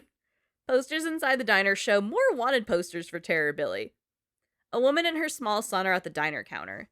Super Spesh calls BJ Sir and offers him a seat at the counter. There's a TV hanging in the corner playing black and white TV spots. The woman and her son are ordering when a Nazi commander walks in, jovial and stupid as ever. The woman gets nervous and ushers her son out of the diner, bailing on their meal. Smart. It's now just Super Spesh behind the counter, BJ and the Nazi shoulder to shoulder. The Nazi makes a joke about there being a fire since BJ is a fireman. BJ is quiet, unable to even feign the slightest comfort around Nazi scum. The Nazi orders a strawberry milkshake. As Super Spesh goes to shake it up, the Nazi looks at BJ and realizes he recognizes his face, but can't quite place it. The TV in the corner seems to answer him, flashing BJ's mugshot with his wanted poster on TV. It's fucking everywhere, dude. Super Spesh interrupts with the milkshake. The Nazi slurps it down like the little piggy that he is. The Nazi turns to BJ and asks for his papers. The ID shows that BJ's name is John Smith and that he's out of Station 6. The Nazi asks where Station 6 is. BJ maintains silence and the Nazi gets a call that brings him back to the Uber Commando. The Nazi turns to leave and comes face to face with BJ's wanted poster. The Nazi plucks it off the wall and studies it. The Nazi turns to BJ and says, "It's you." He goes for his pistol, but Super Special's ready and blows his fucking head off. Hell yeah, Super Spesh. BJ runs to lock the door and flip on the close sign. Super Special pulls a gun on BJ, asking if it's really BJ because there's nothing saying you couldn't be wearing a mask made to look like William J. Blazkowicz to hide your alien lizard facial traits. What the fuck? Super Smash steps into BJ with the gun at BJ's jaw and says, "Show me your lizard face, motherfucker." BJ tells him, "Super Smash, lower your weapon before I break your arm and put your lights out." Super Smash lowers his gun, laughs it off, and says, "I knew it was you, Terror Billy. I was just fucking with you." He's been in fucking Roswell way too long. Way too long. Super Smash leads BJ through the kitchen of the diner and pushes a fridge to reveal a passageway. There's a base under the diner that Super Smash has locked in as mission control.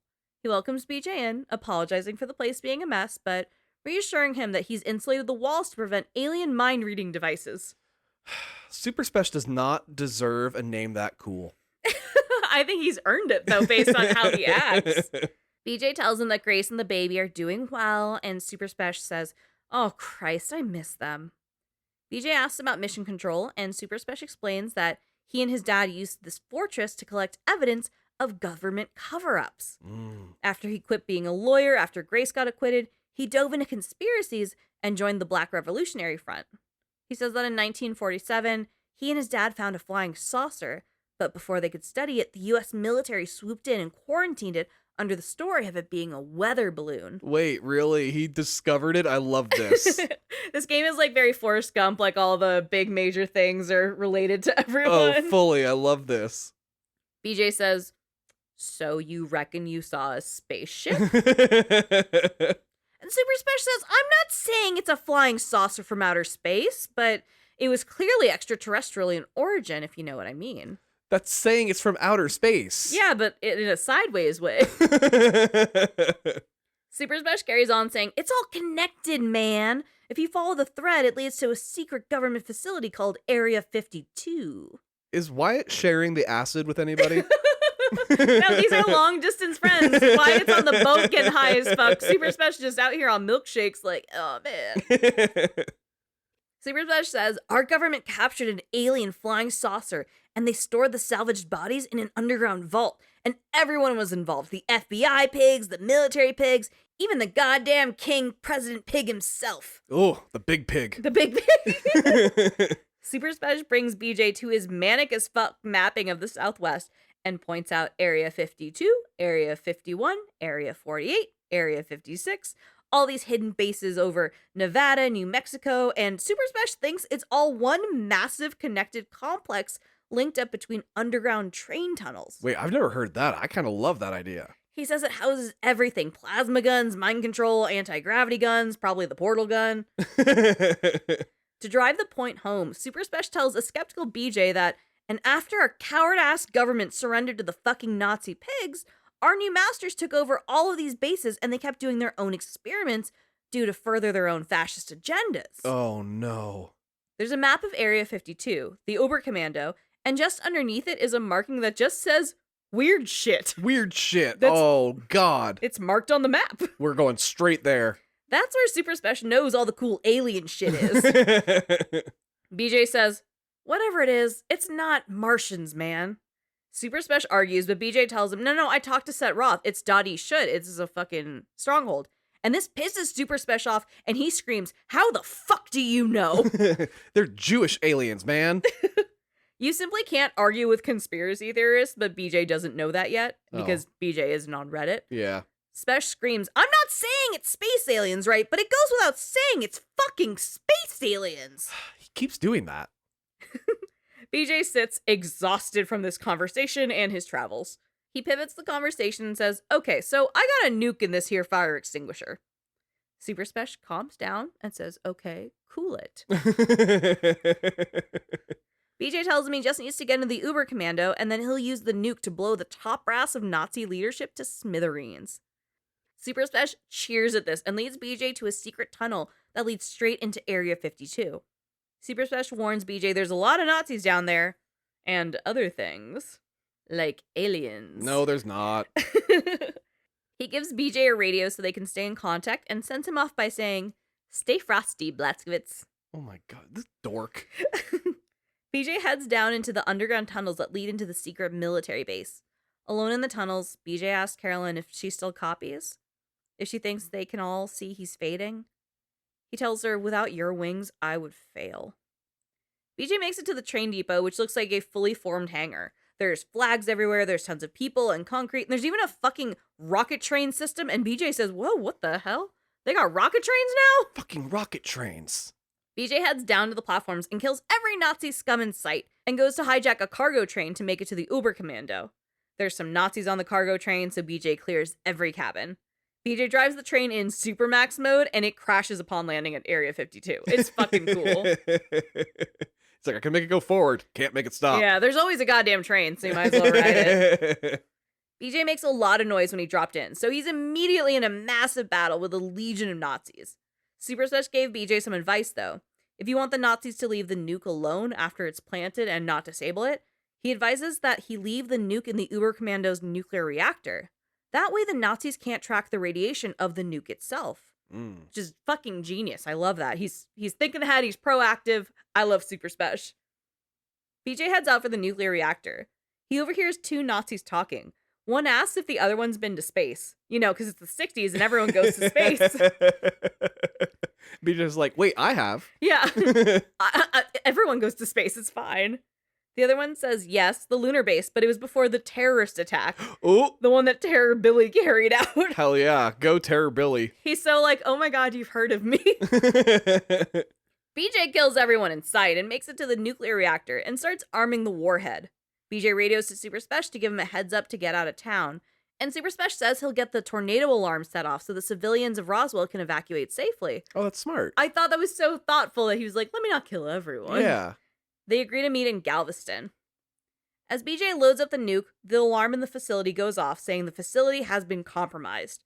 Low-level Nazis descend on BJ while high-ranking Nazis get evacuated. BJ hightails it out of there and makes it up to the surface. He takes a motorbike that is literally one giant wheel that you sit inside of, and he heads out. Oh, wait, that's kind of cool. It's fucking cool as shit to see. It's like a giant unicycle, but you're in the middle of it? Yeah, so Oh, that's sick. it's really cool, yeah. Once he's far enough away down the highway, BJ nukes Area 52, and all of Roswell turns into a mushroom cloud behind him. Bye. On his way to Galveston, BJ makes a quick stop to the town he grew up in, Mesquite, Texas. I was going to say, didn't we say he grew up in Texas? I was wondering if we were going to go home. In some lore, BJ was originally from Milwaukee due to the high amount of Polish people living in Milwaukee. Okay. It's like the 5th highest Polish concentration in the country or something like that. But Machine Games moved BJ's origins to Mesquite, Texas, in honor of id Software's HQ being in Mesquite at the time. Oh, okay, I get that. id Software has since moved to Richardson, Texas. BJ pulls up to his childhood home with the custom-painted Blazkowicz mailbox still intact. The house is rotting and decrepit, and the plants are overgrown. He looks over his family farm and remembers being a boy here. He was running around the property with his dog when a small black girl says hello to him. Her name is also Billy, and when he introduces himself, BJ says, "Hey, I'm Billy too," but his dad says he can't play with her because of her race. Oh my god. Just to say it, too. Girl Billy says, "Well, my daddy's dead, but my mom says white people are mean because they used to have slaves and they're mad that black people have rights now." They're kids. They're sweet. Oh, they're very just like straightforward and direct. They get distracted by their parental prejudices and start talking about chewing gum and tadpoles. Things they actually have in common. Adult BJ shakes this off and remembers his mission and his mama. He knows his mom had this ring saved just for him for when he met someone special, and he knows that ring will look so good on Anya's finger. Oh my gosh, he never thought he'd have an opportunity to get it. Yeah, he's here to collect his family heirloom before his own family starts growing. BJ remembers his childhood, playing with girl Billy, how they laid in the grass and she leaned over and whispered that she thinks he's very handsome. Ooh. How they carved B+B in a heart on a tree. He wonders where she ended up and how she's surviving in this world. BJ makes it to the family house where he remembers himself as a small boy, coming home crying because two boys in the neighborhood pinned him down and stole his pocket knife. How when he told his father slapped him and yelled, "What the hell is wrong with you?" His father screams at him and his mother cowers. His father throws him out of the house and commands him to get his property back and not return until he's gotten his knife. BJ is home now and he's indestructible with his power suit. The house is smaller under his large frame. Boxes and trash are everywhere. It looks abandoned. BJ says, "I'll be rotting away in a grave and I'll still be a better daddy than you." Damn right you will be. That guy would have totally joined the Nazis. Oh, yeah, and BJ finds a note from 1949 addressed to his father from the local Nazi militia, thanking him for his tip on 2 men. That fucking piece of shit. Yeah, he's been turning in his neighbors to the Nazis. Your son is BJ Blazkowicz, for fuck's sake. Ugh. BJ ascends the stairs to his parents' bedroom. He goes straight to his mother's jewelry box and opens it up to find the secret compartment with the family heirloom ring inside. Hell yeah. He opens the ring box and confirms it's still there, and it's Anya's now. He has this piece of his mother, of his family, and he holds it tight in his hands. And BJ says out loud, "This place has gone to shit." He doesn't turn around yet, but behind him, a match is lit and brought to a cigar. His father, sitting in the darkness, watches BJ in his home. Stop. His father says he hasn't been here in nearly a decade, but after he heard there was a sighting of his son near Roswell, he came back just in case BJ showed up. Oh, this piece of shit. His father holds a shotgun. BJ tells his father, "Nothing in this house but bad memories. When I think of my father, all I see is a fuck you and a fist flying at my face." His father asks when BJ has ever done right by him. He calls him disobedient and ungrateful. Ugh. BJ says all he wanted was to feel like he mattered, to not feel like dog shit stuck to his father's shoe. His father simply says, "I did my damnedest with you, and the truth is, you are beyond fixing." His father tells him he's on the wrong side. He tells BJ, when the Nazis took over, things got a lot better. What? His father starts yelling, belittling BJ, telling BJ everything he touches turns to shit. He tells BJ that he broke his mother's heart when he left for the army, and BJ asks where she is. His father tells him she's gone. BJ takes a deep breath and asks what happened. His father says, well, what happened was we had a big goddamn war, and now we got a new government with new rules, and they took her, and she's gone. And you probably fucking supported it in some weird back-assward way. Then his father calls BJ's outfit queer. What the shit, dude? And BJ clarifies, what do you mean they took her? His father says they rounded up all the Jews, the people of color, the queer people. He says this is a white man's world, and white men have to keep it Christian. BJ puts it together, and he calmly says, you sold her out. His father says, so what? The wife made a living bemoaning me and raised a boy into a murderer. Well, I always saw you for what you are, 10 pounds of shit in a 5-pound bag. Oh my god, I hate this man so much. His father puts down his cigar and stands with his shotgun. He commands BJ at gunpoint on his knees. BJ says, Daddy, I'm your son. Daddy. His father doubles down, putting the barrel on BJ's forehead and says, down on your fucking knees. BJ tells him, there was a time I was scared of you. There's a time I had pissed myself having a gun pointed at my head, and you know what I feel right now? Not a goddamn thing. BJ knocks the gun off of his face and punches his father in the face. Damn right. BJ rips the gun out of his father's arms and in the process rips half of his father's arm off in one swoop. Whoa! BJ jumps on his father and stabs him in the chest. Shit, yeah. Next to his father is a phone off of the line receiver sitting on the floor. God damn it. BJ says, who'd you call? His father whispers out, they heard everything. Fucking guy. Like, I swear to God, we discovered the fountain of youth and it's called spite. And that's the only reason this son of a bitch is still alive. Jesus Christ. His father's last act on Earth was to sell out his own son to the Nazis. Fuck him. The house begins to shake and BJ says, she's here. Frau Engel's flying ship hovers over the Blazkowicz house and claws come down and pierce the roof. God damn it. The flying ship brings the house into the sky with BJ shooting up and maneuvering over his ever-changing environment. Rips his childhood home off the foundation. It's like Up, but fucked up. Holy shit.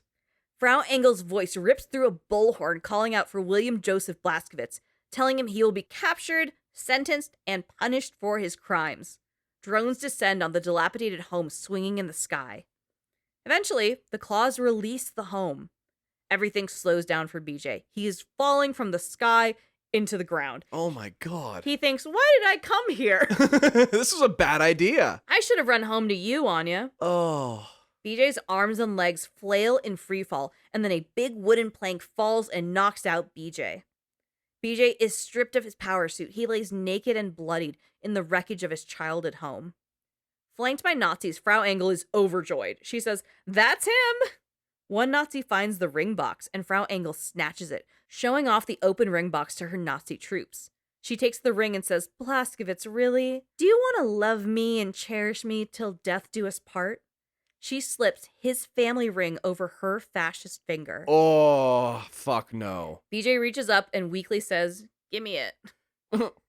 Frau Engel leans over him and says, would you like to kiss the bride now? Oh, but not before the wedding. She orders a Nazi to put him to sleep. BJ is injected with something. He looks up at Frau Engel's mangled face as he passes out. BJ wakes up to a bag being pulled over his head. Frau Engel announces to a full press room and live TV feed that we got him. BJ is tied up and gagged in a Hannibal Lecter setup. The crowd erupts into cheers. One woman runs up and just slaps BJ, saying that he killed her son. The woman yells, he deserves to die, and the crowd cheers again. Frau Engel puts a bag back over his head. BJ fades out, wakes up in darkness, hearing Super Spesh arguing with Nazis, demanding he, as a lawyer, gets to counsel his client. Wait, I did not see that angle coming at all. He's a lawyer. BJ is gagged and can't speak. Super Spesh kicks the Nazi out of the interrogation room, so now they're alone. And Super Spesh tells BJ, you look like ass. Seriously, you look like you're at death's door. This is not a good look for you. He tells BJ the trial is in a few weeks, so after that he'll be executed and it'll be televised to every living room on the planet. So instead of that bullshit going down, I'm going to break you out right now. Oh, nice. He says it's a risky plan, but it's kind of the only play they have. The plan is to make it look like BJ attacked Super Spesh, and then when the Nazi pig comes in, Spesh is going to shank the Nazi. Then they'll just leave out the elevator where Bombate and Anya and the whole team are downstairs ready to drive off. Super Spesh asks if BJ is ready, and then Super Spesh does this deranged shit where he just starts slamming his head down on the table. Oh my god. It splatters blood everywhere as his nose more explodes than breaks. Jesus Christ, that was not how you had to do that. No, and Super Spesh says, fuck, that hurts so bad. Spesh peels the gag off of BJ and starts wheeling BJ out to the doorway. Super Spesh preps BJ saying, all right, it's guns and tanks out there, but once we're out of the garage, you and I are good. Super Spesh slams on the door begging for help.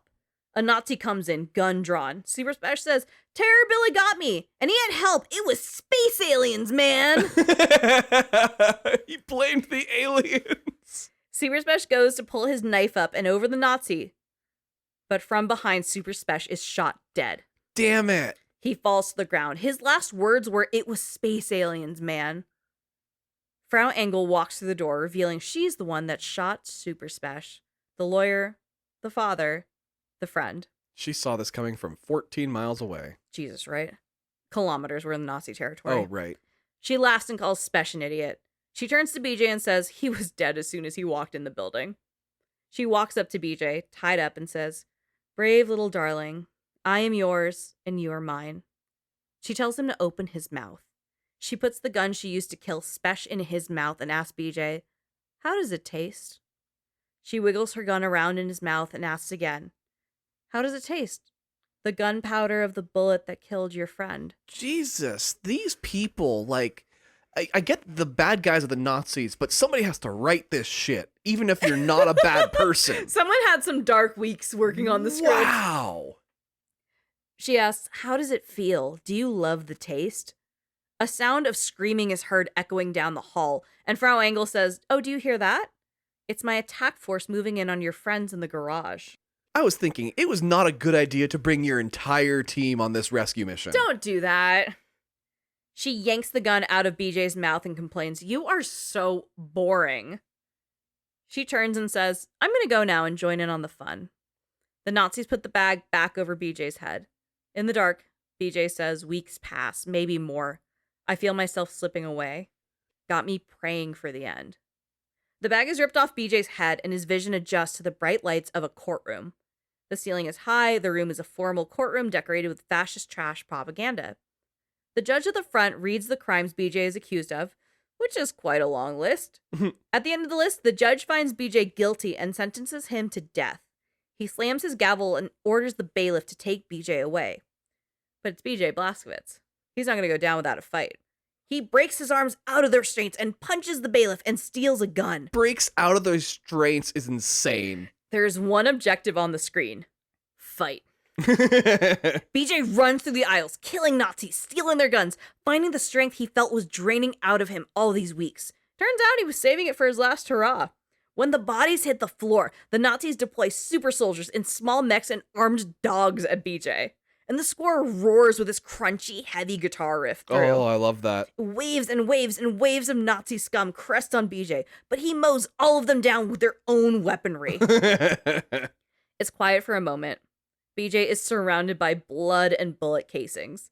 He walks through a door and sees a woman in a window. And in a haze of violence, exhaustion, and everything a body could possibly take, BJ sees his mother. Is she really here? No. Oh. She is beside herself looking at her son. She sits and he puts his head in her lap and holds her, telling her he thought he lost her and he'd never see her again. She tells him life is full of unexpected things. Some make you cheerful and some break your heart. He tells her he wasn't there when she needed him and he ran out on her. She says it hurts so much, it felt like her heart was being ripped out when he left. But all hardship is temporary and most of it is inevitable. She had to stay behind so he could leave, and now he's the one in trouble. She tells him, "Don't worry for me, my troubles are over, son." He tells her he doesn't want to go back out there. He can't do this anymore. She reassures her son that he is strong. She reminds him, "We are survivors, you and I. We keep fighting even when we don't know how." BJ tells her that he's having twins. They're not born yet and he wants to see them. He wanted her to see them. He misses her. She strokes his hair and tells him, "We'll be together soon, but you just have one more hardship to get through." BJ wakes up at the sound of the gavel moments earlier. He had dissociated away to say goodbye to his mother before everything ended. BJ is still powerless, surrounded by Nazis. What? The judge calls for the bailiff and they put the bag back over BJ's head. Wait, that was all fake? Yeah, and it's... Shut the fuck up. Tom, it's such a long sequence. Oh my God. It's waves and waves of fighting. I mean, he said he got delirious, but holy shit. BJ calls the darkness the warm quilt of daydreams stolen by the cold winds of reality. In the dark, BJ hears the sound of an immeasurable crowd chanting Sig Heil. BJ's vision is restored when the bag is removed and he looks out over the Lincoln Memorial reflecting pool leading up to the Washington Monument. The sky is dark and the Nazis are everywhere. Frau Engel is at the head of the stage addressing the fascist pigs, saying that today is a day of triumph. There are fire pits and drones and swastikas everywhere, as dense as the air is, with the crowds as dense as the Nazi scum. I hate this imagery so much for my country. BJ is walked to the front and laid on his back, facing up and looking into the sky. He's locked into place, unable to move. As Frau Engel sucks her own farts about the Nazis in power, she unsheathes a massive sword. The crowd screams Sig Heil at her as she approaches BJ with her sword.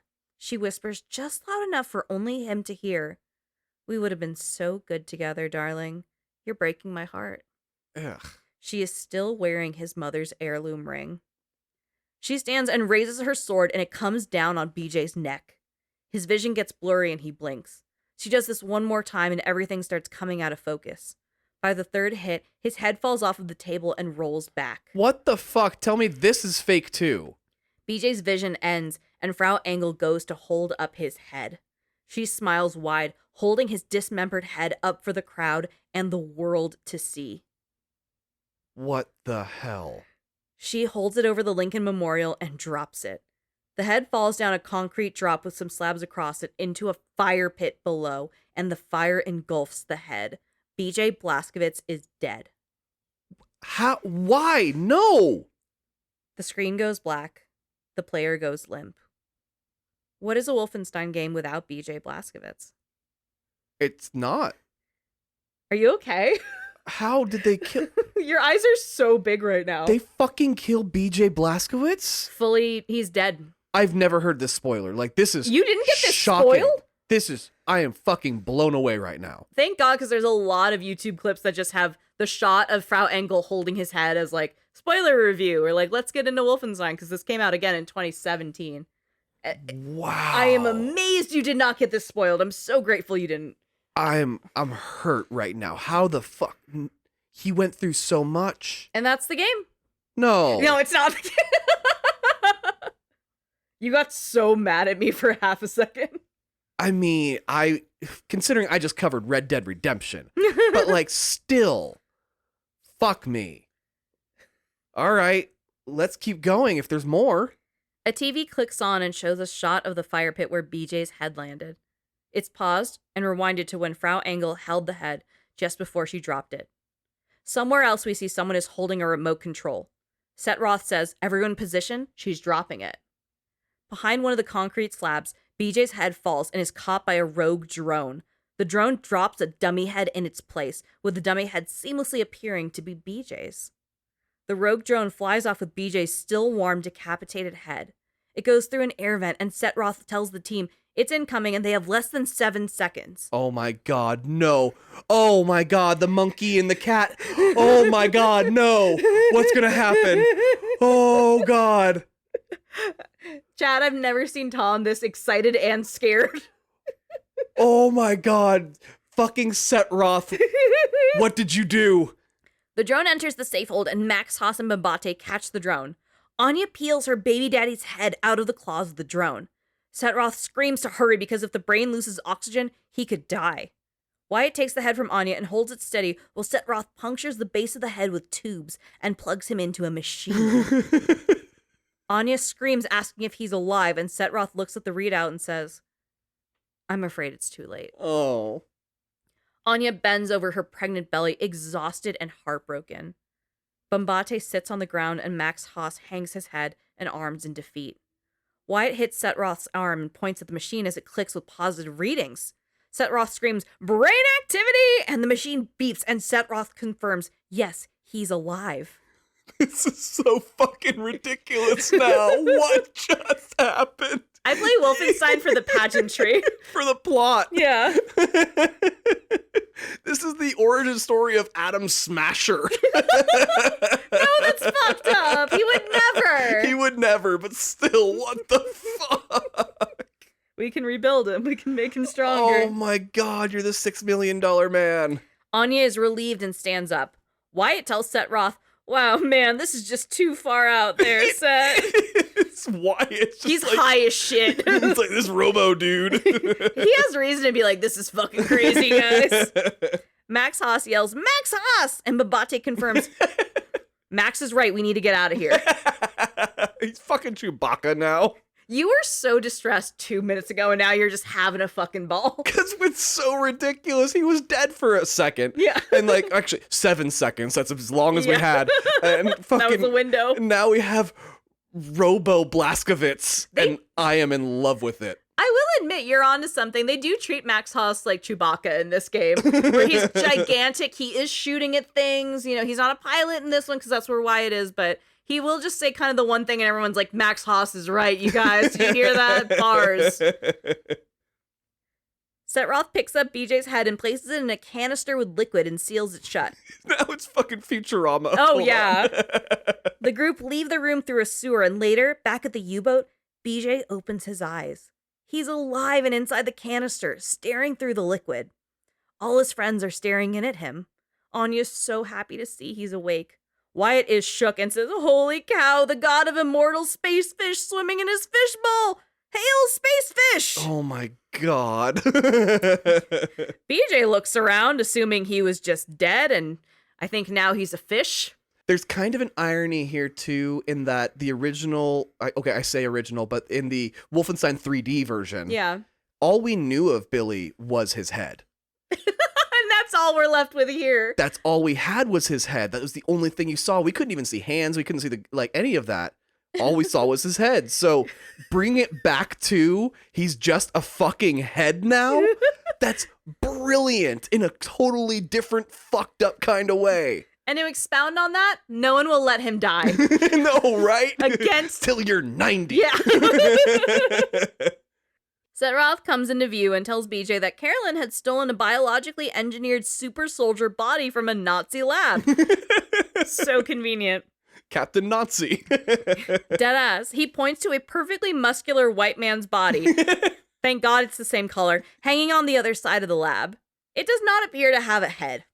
Setroth hands a metal device to Anya, and Anya shows BJ a metal circle and explains that this band is what Set will use to attach BJ's head to that body.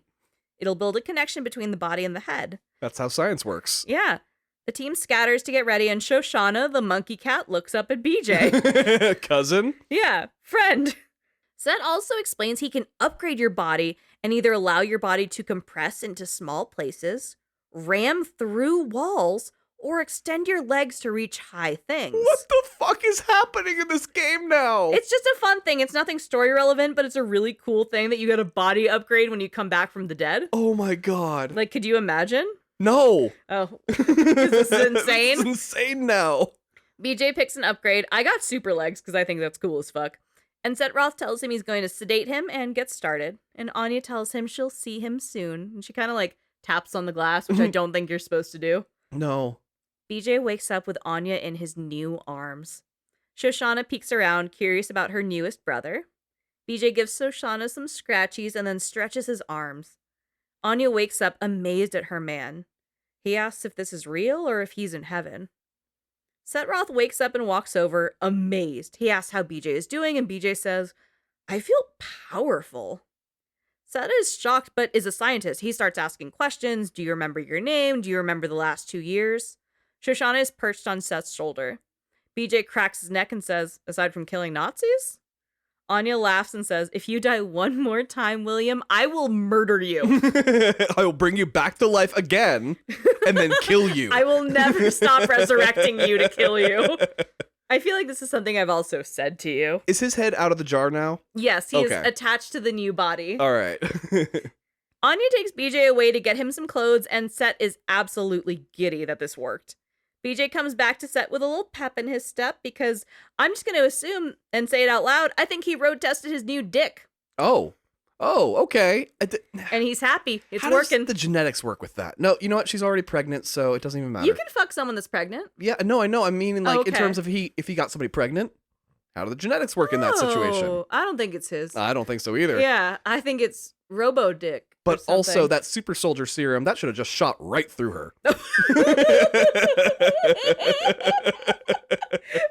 Jesus Christ. That's one punch you can't pull. Oh my God. And we know that because you're alive today. BJ is very happy and he asks Set, how do I look? And Set tells him he looks like a new man. Set warns him not to fiddle with the neck connector because it's all that's keeping him alive right now. Right. Max Haas comes in overjoyed to see BJ. He runs at him and BJ tells Max he feels the same way. Because to your point, he is Chewbacca. Yeah. Set has BJ do the shooting range obstacle course to make sure his head isn't rejecting the body and gives BJ some time to play out with his new body modifications. Like, if you get a new liver, you have to take anti-rejection pills for the rest of your life? Yeah. He has a whole-ass new body. Yeah, and he's like, I'm good. Or does his body have a whole-ass new head? That's the question. I don't know. Set tells BJ that his public execution was the most well-guarded event in history, protected by the full force of the Nazi war machine, and still, you're standing here in front of me. Do you want to know why? The only reason you're standing here is Anya. She never gave up on you. She's a keeper. She will not let you die. Yeah. She says, if you're going to die, I'm going to do it, Kept motherfucker. you alive for 14 years. I'm not letting you go. She is just a really dedicated nurse. Yeah. BJ goes through the boat, and everyone is so happy to see him. BJ goes to Grace to see if she has any assignments where he can put his new body to use. He enters Grace's room where she is quietly mourning the love of her life, Super Spesh. She looks up at the previously dead man and calls him one tough motherfucker. BJ looks at a box in her room, and it's full of Super Spesh's stuff from Roswell. He tells Grace that Super Spesh was a really good man.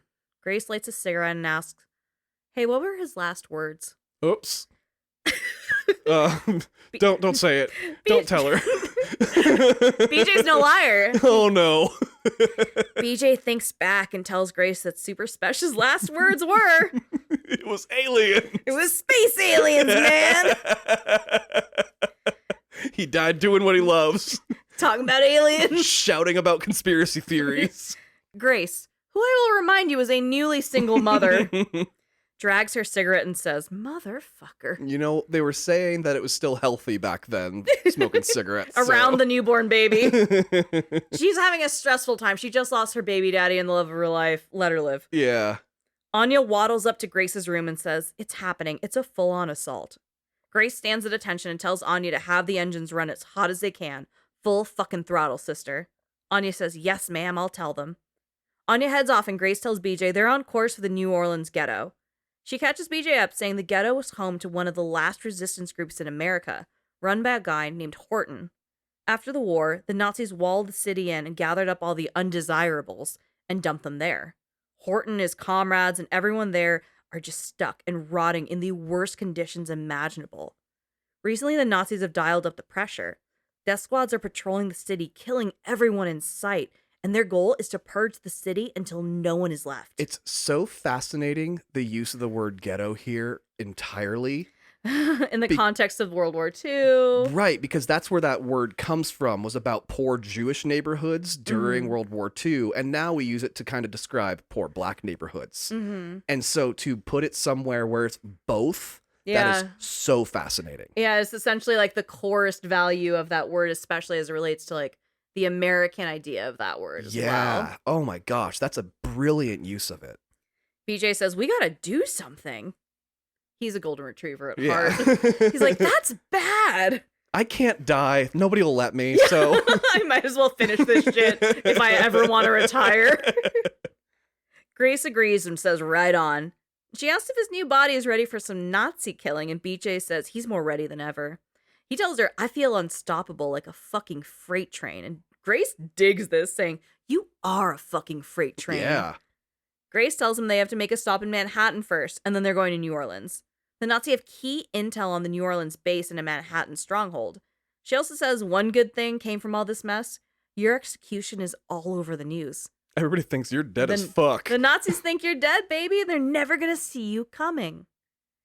BJ heads out of Grace's room and Mbate calls him Fishman, which I love that it's like, remember when you were dead? You looked like a fish. That's so funny. That's your nickname. You're Fish Guy. Okay. And Mbate is so hyped on payback coming from the Nazis. He gets the chopper fired up and takes BJ back out to Manhattan. BJ goes through the underground tunnels and subways to a Nazi bunker where he encounters massive Nazi dog mechs that breathe fire. Ooh, like the one from the commercial. Lisa. Yeah. They're bad dogs, but BJ is badass, so he kills everyone, grabs the file, heads out. Easy mission. Bombate picks him back up, and they head out to the boat base. BJ goes to see Grace and gives her the New Orleans files. In her room, Grace is doing push-ups, because she's just a bad bitch, and she's like, "How am I going to pass the time? Get fucking swole." BJ runs in yelling her name, and Grace pops up saying, "Shush, motherfucker, don't wake my baby or I'll break your idiot neck." Single mom, she has no help. Like, you gotta give her some grace. It took 40 minutes to get this little fucker to sleep. She says it takes like 2 hours or something. Oh my God. It's rough. BJ is excited to tell her that he has the files, and she says, "Okay, let's roll then." Grace is the fucking coolest. In the canteen, Max Haas plays with a robot, and Sigrun watches her mom address the nation on TV. Frau Engel promises to clean the streets of America and protect it from terrorist attacks like the one in Roswell. Bombate sits next to Sigrun, smoking and blowing clouds all over her, and she doesn't seem to enjoy the smoky air, but she won't move. Wyatt, high out of his mind, is playing with his hands. The TV moves on from Frau Engel to casting rumors for an upcoming movie. There's a project being made about the lore of Terror Billy. Oh my God. And there's rumors of which actor will be playing BJ. Oh, we've played this in real life. Oh, yeah, it's Alan Richardson. The guy from Reacher? Yeah, he's in Fast X. There's no better casting. Honestly, that would be ideal casting. Grace enters, turns off the TV, and tells everyone to meet in the helm. In the helm, Grace talks about the leader named Horton. He's leading a crew in New Orleans ghetto, and he has deep ties to the remaining resistance groups in America. Grace tasks BJ with going in and recruiting him to the cause, you dig? Grace warns him, though, it'll be difficult because the Nazis built this massive wall around New Orleans, and the coastline is riddled with mines and crocodiles, because they made the crocodile, they're going to put it in the game, you More know? Nazi crocodiles. Anytime we can put in more... The crocodiles aren't politically affiliated. They are now. Like, I get that the dogs are, but the crocodiles are anarchists. Let's not lump them in with the Nazis. They're just crocodiles. Anyway, because of the crocodiles and the mines and the Nazis, the U-boat can't get too close. But as Grace says, you know what? Fuck them. We got something else. Grace leads Anya, BJ, and Wyatt to the depths of the U-boat where they have a tiny sub made for maybe like 2 or 3 people to navigate the bomb-filled water. As they approach, they hear screaming coming from inside the small sub. Grace cautiously goes to open the door of the boat, and as she does, she finds Sigrun riding Bombate and screaming with happiness. Oh, so BJ's not the only one who fucks loud. Finally, yeah. Oh my god. She yelps and she yips and she thrusts her Nazi hips, and it's honestly a minute. Are you... Yelps, yips, and thrusts her Nazi hips. Go to hell. I loved that so much. Sew it on a pillow, bitch. Let's go. Honestly, it's like a minute before they even realize they have an audience. She's so into this. This is the dick that's making her see God. Bombate finally looks up to his friends, takes his hands off Sigrun's ass, and says, I'm sorry, did you need this boat? Grace, Anya, BJ, and Wyatt look down at them, and Grace says, yes, motherfucker. They kick the horny pair out and begin their war mission. Bombate drives the tiny sub down with Wyatt, BJ, and Anya. Anya and Wyatt are recon, and they're tasked with deactivating mines, while BJ will be the main mission leader for this one. The New Orleans shoreline is crawling with Nazis.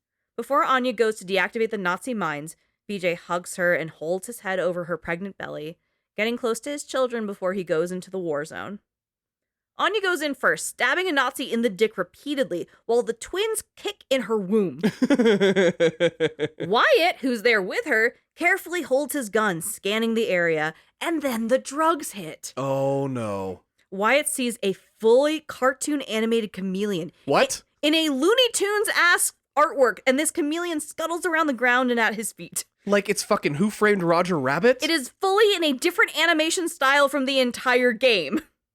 Wyatt puts his gun down to address the cartoon lizard, saying, hey, fella, what are you doing here?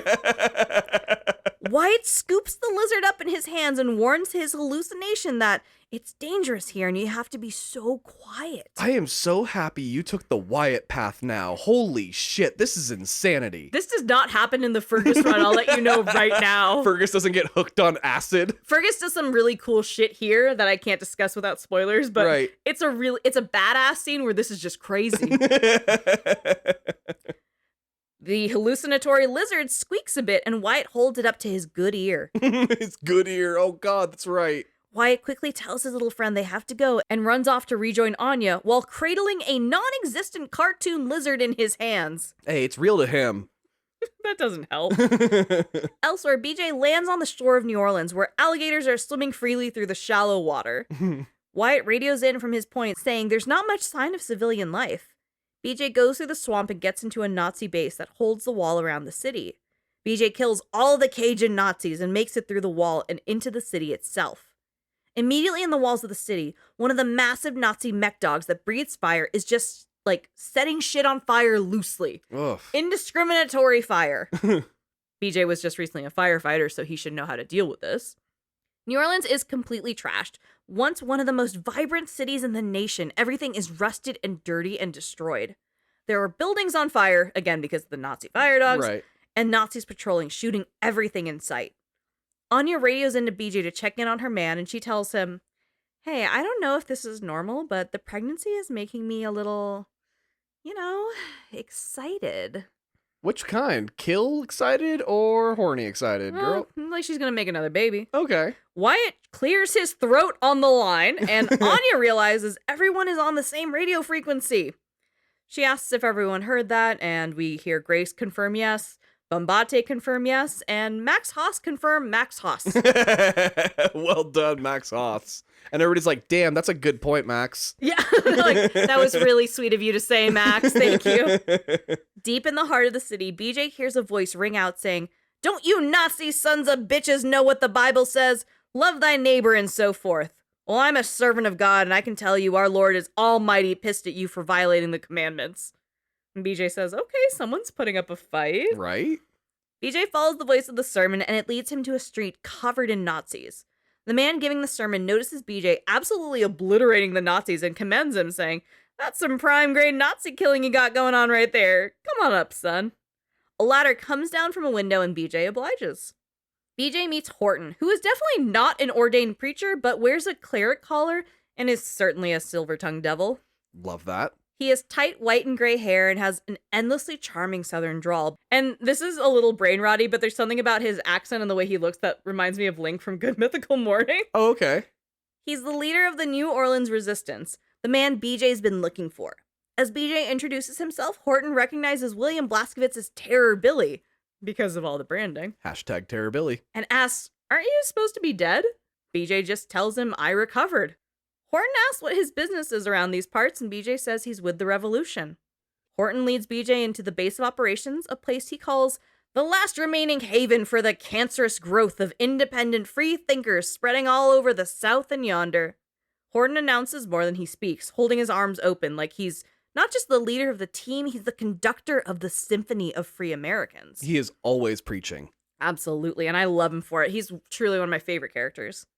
The base is an upper level with a few other team members, a man with a clarinet and a woman with a sniper rifle posted in the window. What begins here is a masterclass not only in video games, but cinematography as a whole. The scene contains a one-shot sequence with 4 performers, all in mocap, acting in harmony with each other, delivering a raging bout of dialogue in the middle of a firefight. Whoa, really? In a Wolfenstein game?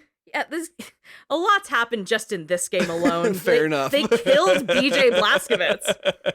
So when production in movies or TVs do a one-shot, the performers have the environments to go off of to immerse themselves.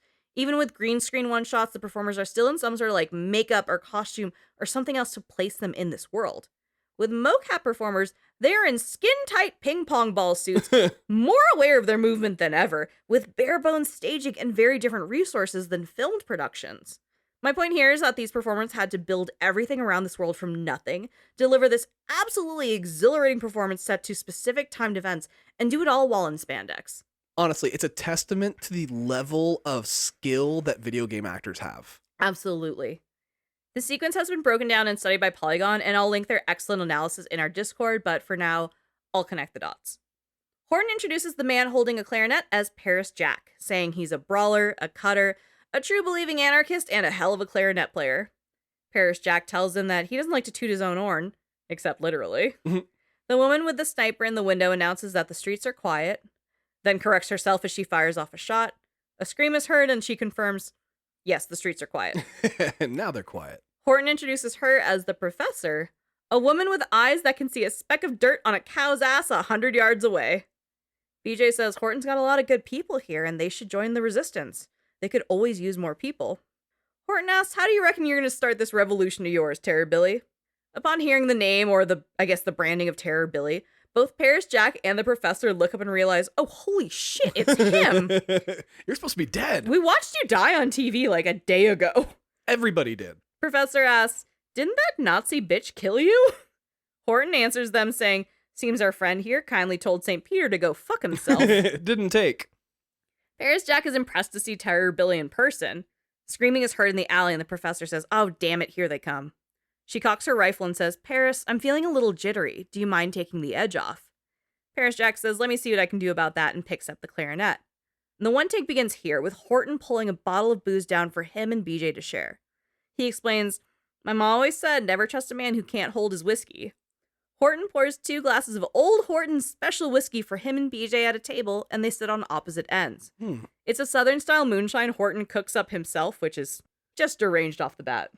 I'm curious as to how BJ's tolerance to alcohol has changed with this new body as well. Everything, like all the mechanics of having a new body is just fascinating to Yeah, me. like, how does the processing work? Yeah. We're gonna find out. The smooth clarinet fills the room like smoke while the professor punctuates the score with percussionary sniper shots.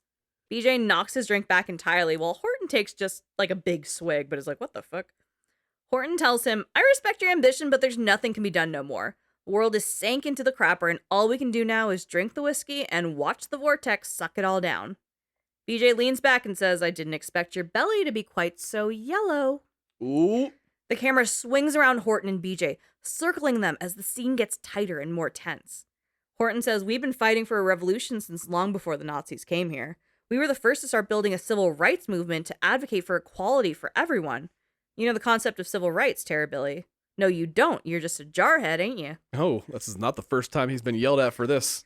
BJ leans in, saying, buddy, I laid my life on the line for freedom, justice, and the American way, while you and your bohemian friends were passing out propaganda and opposing the draft on every street corner. Horton is under his skin immediately, and BJ is getting closer to his face, gnashing his teeth like a threatened wolf. He asks, what good is your fucking equality if you can't muster up the backbone to stick up for your people when the coyote is scratching at your front door? Oh, damn. Horton looks into BJ's eyes, not mad, but engaged at the energy. Horton hasn't seen fire like this in a while. He's lived in a walled-in war zone for years, killing Nazis where he can, but to look a man in the eyes that he saw was executed on live TV not long ago, Horton knows this guy is special. Mm-hmm. Horton challenges BJ. He slams his hands on the table and stands, saying, we stood up against the imperialist war machine of the United States of America and the greedy moneymen of Wall Street who was itching to send the children of the proletariat off to die in foreign lands so they could be filling their coffers. It wasn't their sons bleeding out on the beaches. Bullets whiz past the professor through the open window in the room they're all in. Even with the Nazi war machine pointed directly at them, BJ and Horton know that their minds coming together is more important than the threat of death. Horton emphasizes to BJ, they draft people like you for their dirty work while they're watching their dollars roll in. You're the pawn, the patsy of the cantankerous men in the marble mansions. Well, I see through that shit, and I decided not to be part of it. BJ leans back while Horton stands, holding his pistol now. BJ says, and yet here you are, gun in hand, shooting Nazis just like me. BJ stands now. Difference is, you come late to the party. Perhaps your kind got your asses in gear. We would have won the war. Ooh. Horton pours BJ another drink. BJ downs it in one gulp again. He exhales the burn and says, listen, pal, I ain't got time for your horse shit. You gotta make the call. Give up and die, or step the fuck up. Horton meets Billy hunched over the table. He says, ain't wanting to argue with you, Billy. I'm too tired to fight. BJ, admittedly a little drunk now, stands up and says, you tired? Man, fuck you. BJ kicks over the chair he was just sitting in and yells, I got kids on the way. I got killed 2 days ago on top of that. I was dead, and I'll be damned if I'm going to raise them in a world run by these Nazi assholes. So what's it going to be? And BJ slurs a little bit on that last one. BJ yells at Horton and his squad, you hillbilly, degenerate, moonshine, coward, goddamn traitors. He swigs another glass of whiskey and falls flat on his back. No tolerance. Just immediately drunk and passed out. Horton raises his glass. Horton only ever had one drink during this entire situation, and BJ managed to drink himself unconscious in one fast sitting. He had a lot to get off his chest. Yeah. Paris Jack brings the music up as Horton toasts his glass to BJ, sending cheers to his unconscious brother in rebellion. When BJ wakes up, Horton is over him smiling, saying, I never saw a man remain coherent after more than one shot of old Horton's special. I like you, Billy. I like your gumption. All right, let's start the revolution. Because he could last through 3 shots of that shit. Yeah, and then immediately passed out. Right. BJ shakes off this insane hangover that backwater moonshine induces, and Paris Jack and Horton show BJ one of the massive flamethrower dog mechs that they've captured and tamed. Paris Jack, in addition to being an accomplished musician, is a fantastic engineer. He says he simply popped the hood and rewired it. Horton tells BJ that BJ's going to ride the mech like a cowboy and draw out the Nazi fire while Horton moves his people to the harbor so they can get in the U-boat. BJ gives him some hell yeah brother energy, and he gets on the flamethrower dog, ready to grill some German brats. The flamethrower dog. Like, I love how American it's making it too. They're like, you're gonna be a fucking cowboy right in there, motherfucker. Hell yeah. On a flaming steed. Horton sends BJ off with a "now get."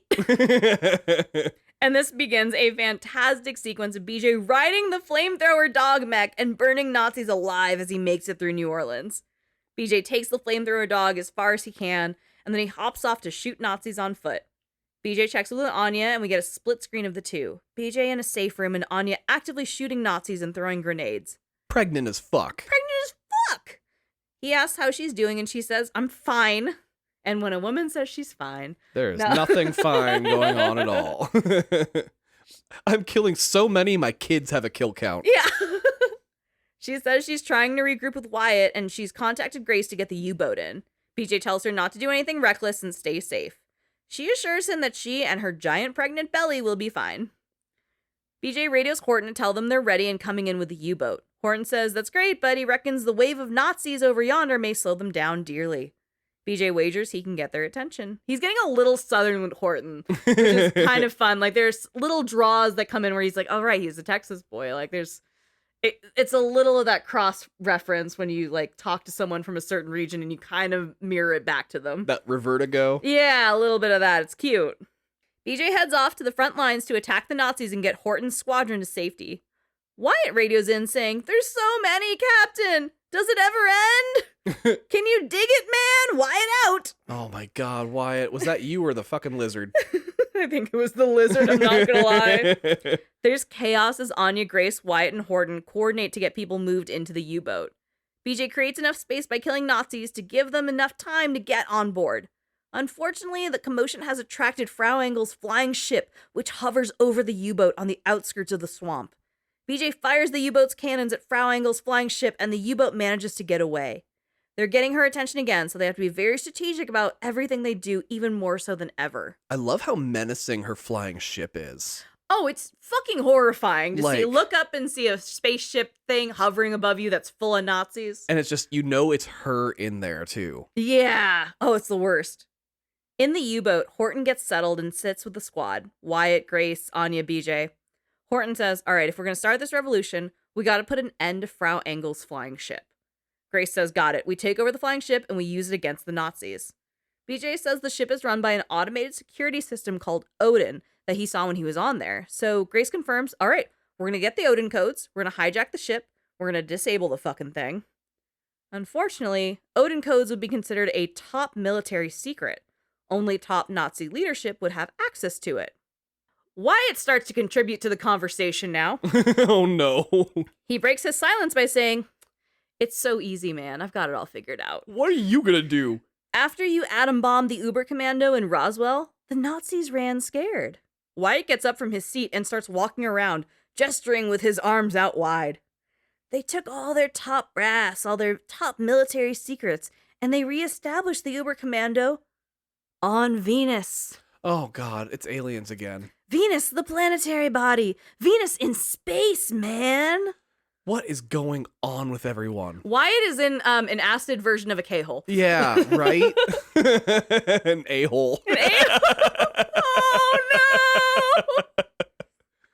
Wyatt raises his arms to the sky to honor the planetary body of Venus, man. Oh my god. And Wyatt comes back down to Earth and tells Horton and Grace, "It's cold up there, man. You'll need radioactive mittens." Grace screams something I can only partially say, but she says, "Mittens, N-word?" Which, it felt so out of left pocket, and it was like, oh shit. Those two words going like one after the other have not happened probably very often. No, she invented that. Yeah. Wyatt calmly explains, "We're just gonna fly there. We're gonna load up and fly. We're gonna take our choppers, but instead of going so high, we're just gonna keep going straight up into space, you know?" Anya stands up to walk it out, pregnant and exhausted, while her friend crashes out on psychedelics at work. I hope they don't let him fly after this. No, they definitely do. Oh no. Wyatt turns to BJ and says, "And then we're gonna drop you off on Venus, and you're gonna break into the Uber Commando, and you're gonna steal the Odin secrets from their computing machines." Anya's a few feet away and says, All right, so I have a plan too. I thought BJ was gonna be like, I've never been to Venus. Yeah. Are you guys going to Venus now? I was out for 5 months. Everyone is very eager to hear the sober woman speak and just to get Wyatt to shut up because he's losing his mind. Anya looks up at the TV in the U-boat where a news report is stating that the final auditions for the role of Terror Billy in an upcoming film are going to be taking place on Venus. One of the hopeful actors, Jules Redfield, was recently spotted getting milkshakes. Grace asks what Anya's thinking, and Anya says that she and William are going to go get some milkshakes. With that, Anya and BJ are hightailing it out of a milkshake diner while BJ glues on a mustache and the actor Jules Redfield is tied up in the backseat of their car.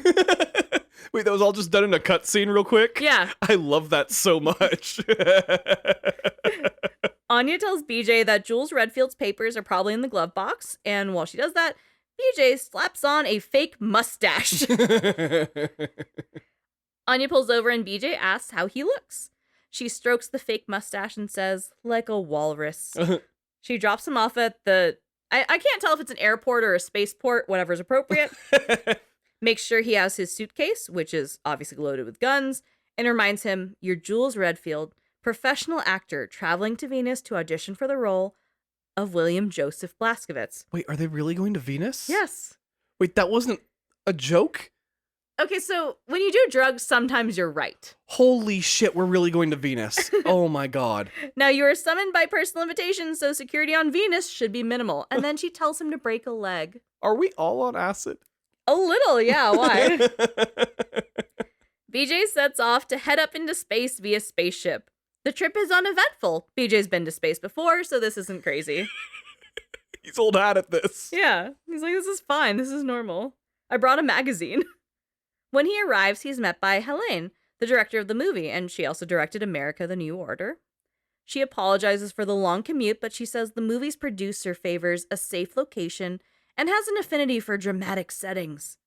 Helene wears a beret and a scarf, which feels extra as fuck because bitch were on Venus. Right. What are you dressed for? BJ asks about his luggage, and she assures him someone will grab it for him. Helene ushers BJ into a room with 3 other actors who have all arrived on Venus just before him. There is competition for the role of Terror Billy. Himself. It's like Lady Gaga losing a Lady Gaga lookalike competition. I think Adele also did that once. A few people have. It keeps happening. The room has high ceilings flanked with Nazi flags and Nazi guards. Helene warns that all the actors must be off book to audition in front of the film's producer.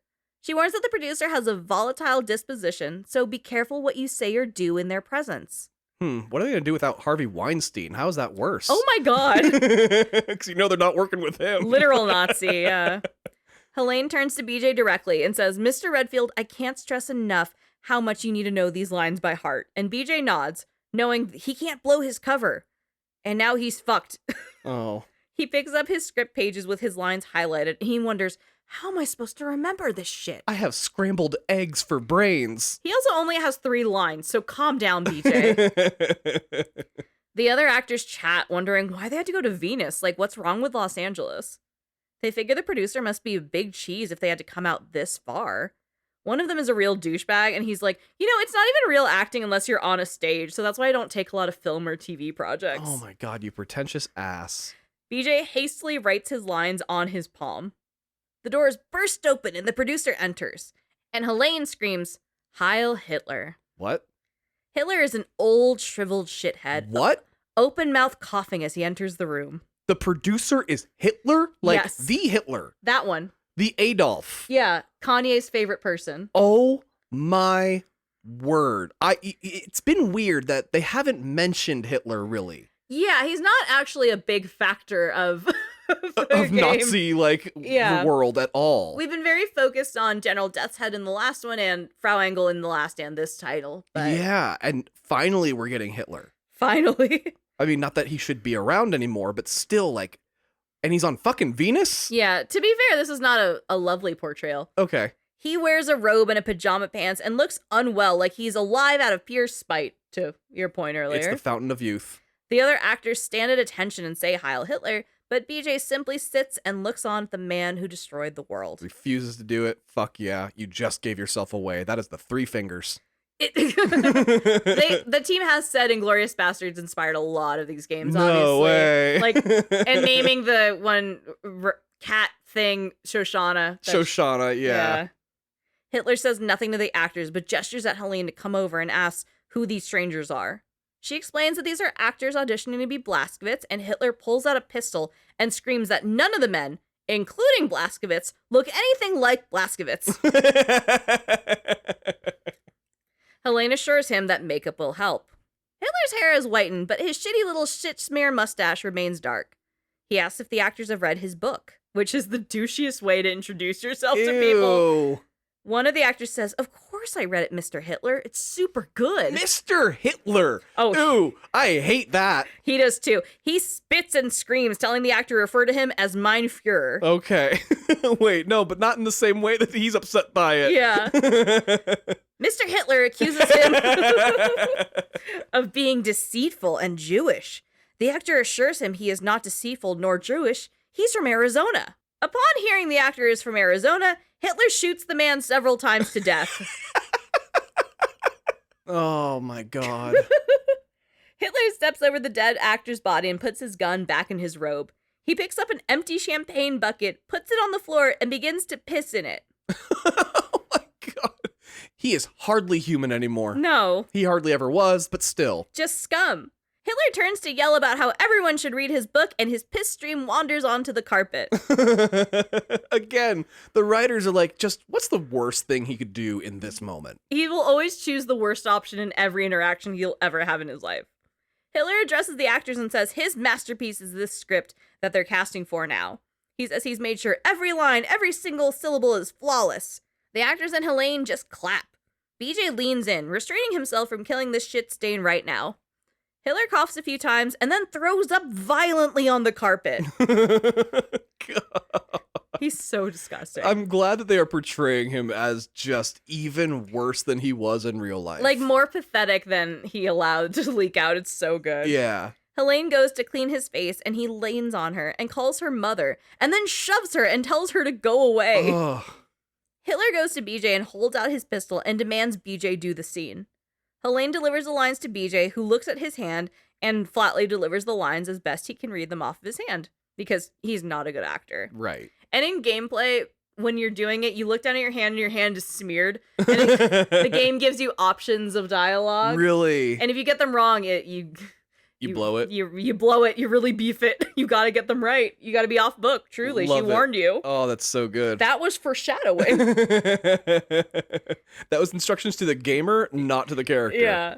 After his 3 lines, Hitler screams into the nothingness, saying he got the lines right, but he didn't capture the character. And then realizes, how can you play a man you don't understand?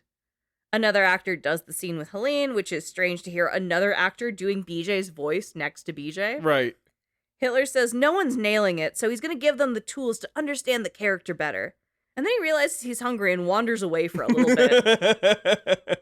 He comes back and then he goes into some of BJ's background, calling him a half-breed and saying he has the intellectual capacity of a child. And he shows a picture of BJ big as fuck on a tricycle to be like, his mind's like a child, which is like, who drew this? That's not... the art department whip that up real quick. Yeah, deadass.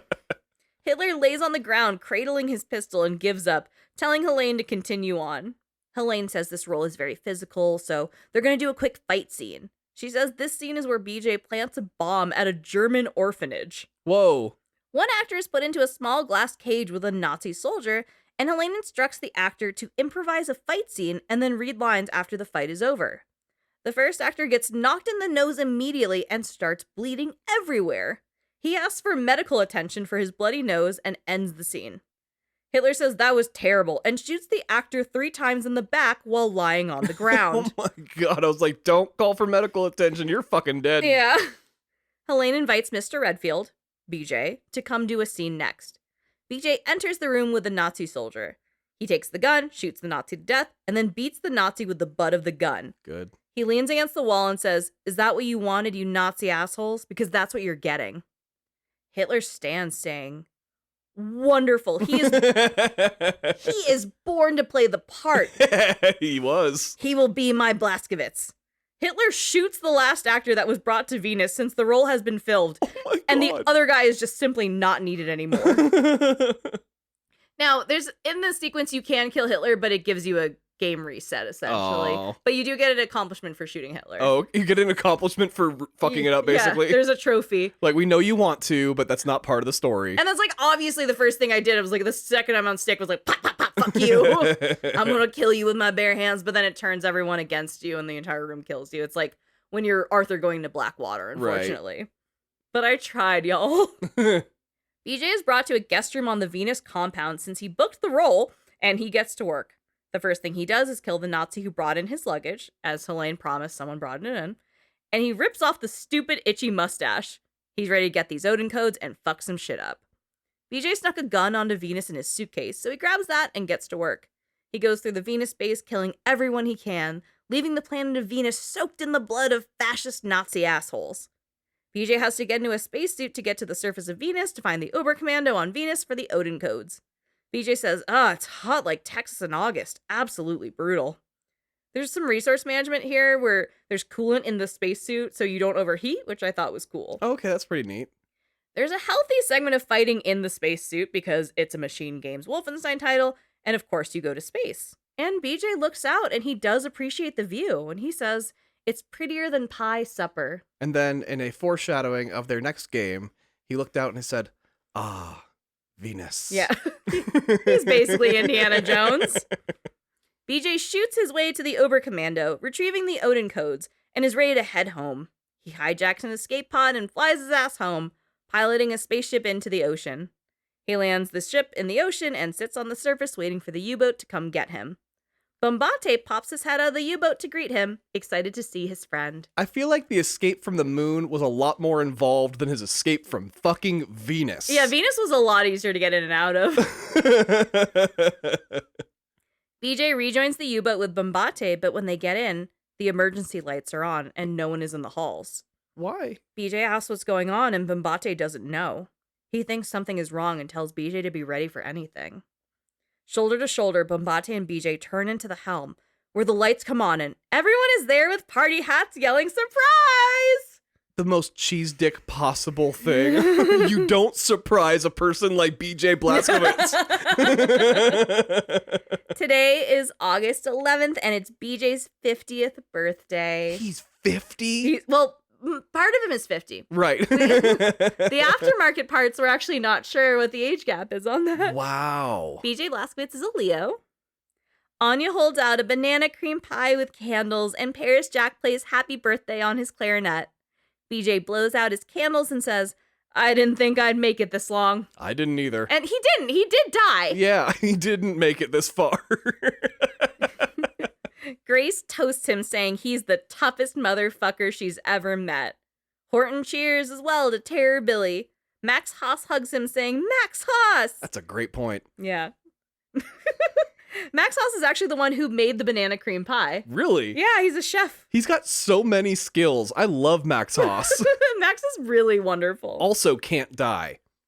Horton and BJ share a drink of Old Horton's special whiskey, and Horton pats him on the back.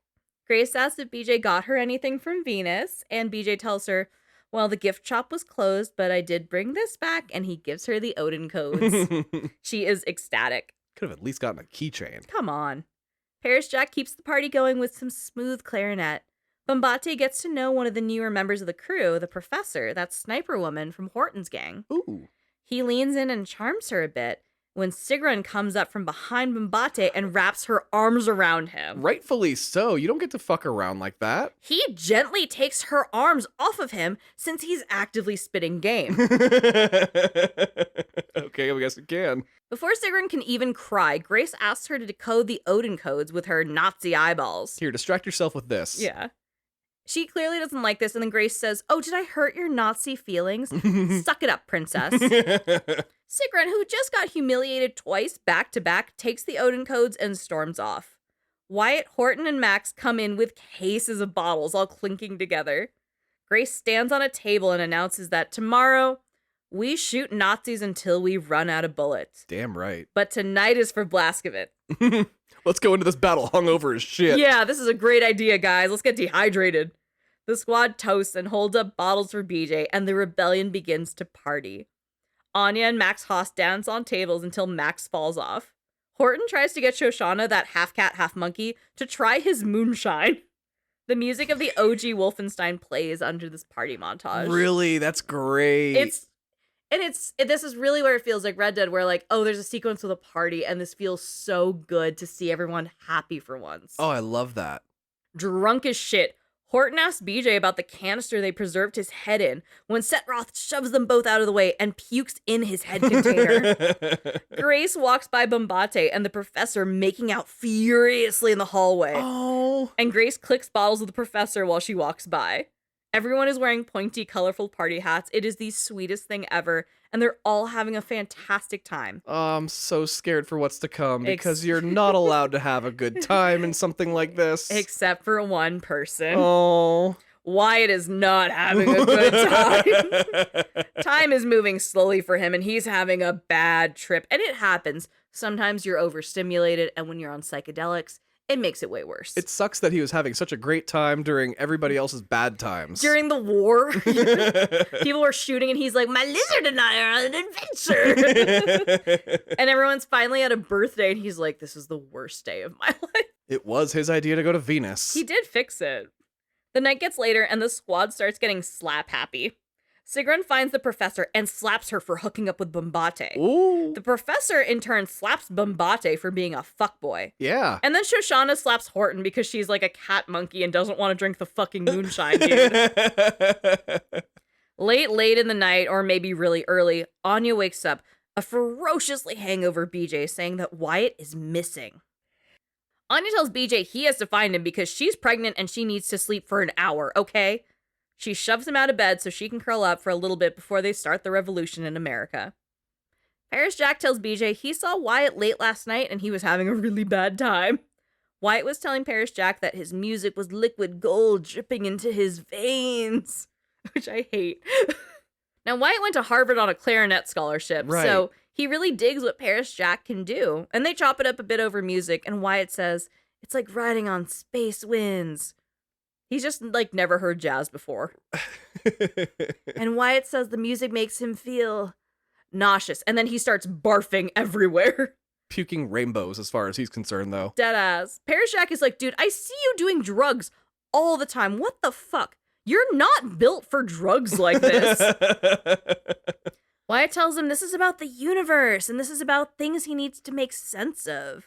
And Paris Jack tells him the only thing he needs to make sense of is the sweet sense of music. Wyatt is like, damn. And then he scoops up something only he can see and runs through the ship. Oh no, he's got his lizard buddy. I'm assuming it's his little friend, yeah. BJ thanks Paris Jack for the heads up on that weird as fuck interaction and heads off to find Wyatt. Wyatt has gotten himself locked in the shooting range. He's lying on the ground, muttering about a mouse who didn't eat their cheese. BJ asks for Wyatt, and Wyatt tells him, the kid's not here anymore. He went looking for the truth, but he didn't like what he found. BJ pinches the bridge of his nose and says, look, Wyatt, you're talking crazy. Come on, we're shipping out. Wyatt talks to himself more than anything, saying, the kid's father had his future all staked out for him. Ivy League straight to the top of the congressional power. Cut him off when he joined the military, calling him an ungrateful brat. Kid's mother fell into depression. Same day the kid shipped off for Europe, she swallowed a bottle of pills, and that was it. Jesus. BJ knows this is above his pay grade and says, I'm going to take you to set. He's going to fix you right up. BJ goes to take Wyatt up, and Wyatt pulls a pistol and puts it to his temple. Oh, no. BJ squats down to Wyatt and says, no, come on now. BJ is gentle and perhaps softening under the pressure of impending parenthood. Wyatt pulls the gun off of himself and points it at BJ. BJ reminds him, I'm your buddy, remember? Wyatt brings the gun back on himself, saying he saw perfect patterns swallowing up branches of a great tree, the all-knowing space entity at the center, gazing upon him. BJ makes a move and grabs the gun, but Wyatt won't let go. He talks more about space and souls and how nothing matters anymore, man. They continue to wrestle for the gun while Wyatt says, tell them he's sorry. Tell them that he loved them. No. BJ knocks Wyatt out to get the gun away. Good. And brings him to Setroth. Fuck. I got so nervous there. I know. Holy shit. It's heavy, man. Seth Roth says Wyatt's just on too many drugs and he's flushing his system. He's just getting his stomach pumped. He's coming down. Seth says that the Dottie should used to use drugs like this to expand their minds, but never had clarity like Wyatt. And honestly, I think Wyatt's just having a really bad trip. I don't think what Wyatt has is clarity. No, I think it feels a little cloudy if I'm being 100. BJ leans over Wyatt and says, "Don't forget who you are. Don't forget what we are, soldier." Wyatt tells BJ he's back in his own body and he feels a lot better now. He also says, "You still realize you're wearing your party hat?" BJ apologizes for punching Wyatt and tells him he loves him and lets him rest. In the helm, Grace addresses the group saying, "In less than 6 hours, Frau Engel is going to make an appearance on the Jimmy Carver show in Hollywood. Now, while that bitch is getting her ass kissed on TV, we're going to infiltrate her ship, disable the Odin defense system, and hijack it for ourselves. Hell yeah. And then we find that bitch and we take her out." Sigrun confirms she's decoded the Odin codes, and the kill switch is just one word: Valhalla. Use that password in any terminal and it'll deactivate security. And Grace says, "Well, all right. Now fuck off, Nazi." Sigrun angrily yells, "Grace," and slaps Grace. Grace goes to fight Sigrun, a woman much larger than her, but Sigrun catches Grace by the neck and screams, "Do not call me a Nazi again. I am not a Nazi. You do not have the right to label me as something I am not, as something less than yourself, as something less than human. Hell yeah. Say it. Say it, I'm not a Nazi." While gasping for air, Grace says, "All right, you're not a Nazi." As soon as Grace says this, Sigrun lets go and Grace catches her breath. Sigrun, crying now, turns to Bombate and says, "And you, I'm in love with you. Don't you understand that, you dumb idiot? It hurts. It hurts that you're so stupid you don't love me back." Bombate rolls his eyes. Really? He's a bit of a fuckboy. Oh my gosh, you're an asshole. Honestly, Sigrun finally sticking up for herself. Oh my god, her arc is incredible. Oh my gosh, I'm loving this for her. Sigrun turns to the group and through sobs says, "But I will dry my eyes, get over it, and move on because I don't need you to be happy." Grace is still on the ground collecting herself from being choked out by German engineering. Sigrun says to Bombate, "I will just be mentally using your body from time to time for my own personal pleasure, and there is nothing you can do about it." Damn. Grace starts to stand and calls for Sigrun, and Sigrun says, "What? I'm leaving." And Grace tells her, "No, don't be silly. You're coming with us." Grace laughs, happy to see Sigrun come into herself and be there for the cause. On the outside chopper, the team flies out to drop off Anya and BJ onto Frau Engel's flying ship. Sigrun advises on exactly how to get the chopper up unnoticed. They get Anya and BJ onto a platform of the ship, and Anya and BJ dash inside. They enter the ship to the legions of Nazis ready with guns. Anya follows BJ's lead, either stealthily or loudly. After clearing the first room, Anya tells the team that they're in, and Sigrun advises them on how to get to the control centers to use the Odin codes and take over the ship. Anya works on the control center in the room they're in, while BJ goes out and takes control of the port defense system. He does this and comes back to Anya, who's rewired some of the transport pods to take them to another part of the ship so they can continue the mission. They make it to another end of the ship and begin working on taking control of the starboard defense system. Anya, again, being pregnant as hell, I know, right? hangs back while BJ takes care of the shooting, stabbing, and strangling Nazis. He deactivates Odin on the starboard center, and all that's left of the main control center, where Anya has already started making her way. It's a fantastic firefight as BJ makes his way across the surface of the ship in the sky, with waves of Nazis, mechs, and everything in between coming for BJ. Finally, BJ gets to the main control center. BJ sets the door to the control center to open, and it rolls up slowly. Anya finally joins him there and sees a bunch of Nazis and a massive Nazi dog mech on the other side of the door. Anya yells, "Watch out," and they come into BJ's vision. Anya slides across the hallway, throwing a grenade at the pile of Nazis and flinging her own body at BJ, throwing them both into a small landing just under the floor of the control room with BJ under Anya. What the hell? She is pregnant as hell. I know! The flamethrower Nazi dog mech breathes fire down on them, setting Anya's coat on fire. The grenade goes off, exploding the Nazi bodies. Anya notices she's on fire and rips off her coat, revealing that she had nothing on underneath. What? The blood of the exploded Nazis drips down from the ceiling and the walls, all over a fully topless Anya, and a fully covered up BJ who's just right under her. The grenade didn't destroy the Nazi dog, so pregnant and titties out, Anya grabs 2 machine guns and with a gun in each hand, shoots at the Nazi mech dog, screaming until it eventually explodes under gunfire. What the fuck? Why is she not the main character? I think she is in a different universe, she is the main character. Wow. She's Madame Wolfenstein. I want to play as her during her serial killer phase. Yeah. And during this shit. Like, oh my, not just because of titties out, but just she's so badass. She's so fucking cool. Anya catches her breath, drenched in blood, hanging boobs, twins kicking in her exposed bare tummy. BJ looks up at her, the woman who just saved his life and is growing his children in her body, and simply says, wow. Honestly, I am not convinced this isn't all just a hallucination after he got his head cut off. He's just been dead this whole time. Oh my god. Anya says, darling, I think I'm done with this. BJ gets Anya cleaned up and gives her his jacket because he's a gentleman. They take over the control center, and the rest of the group, Grace, Wyatt, Horton, and Sigrun, join them on Frau Engel's flying ship. Grace taps into the control center and says, fuck me, we got your shit, bitch. Horton looks at a screen telling the group, look here, Frau Engel's still shooting the shit on TV. Frau Engel sits on a couch next to a corny-ass talk show host behind a desk.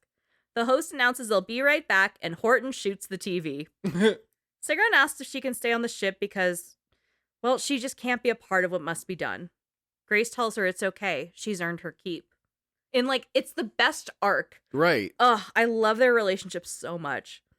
Grace turns to everyone else and says, now for the rest of y'all. Y'all ready to start a revolution? Grace, Horton, Wyatt, Anya, and of course BJ, get into the TV station down below. They go in quiet but guns drawn, killing Nazis on the way in. The TV show is live, and the group stands just outside of the studio door, the live on air sign lit over the doorway. Grace exhales and says, let's do this. Horton, Anya, Wyatt, and Grace take over Video Village, holding the editors and live programmers at gunpoint.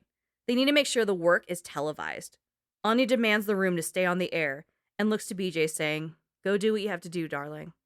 BJ comes out of the studio, where the audience is all cardboard cutouts of people. Really? Yeah, it's like Josie and the Pussycats when they go to TRL and it's all cardboard. Oh my god. It's so fucked up. And it's just they're fake as shit. They're just filming during COVID. Oh no. The only ones actually there on site are the camera operators, the host, the show house band, and Frau Engel. BJ walks up with a hatchet, feeling the weight of the steel in his hands. He goes in quiet, moving silently behind the cardboard cutouts so he doesn't cause any alarm. BJ goes up the catwalk above the set. He looks down at Frau Engel, pretending to wave to an audience and says, this has to happen up close. For you, Caroline. BJ hasn't spoken to Caroline since he's died. He saved his last words for her, for this moment, in her honor. BJ gets to the other side of the catwalk and goes down, landing right on the stage.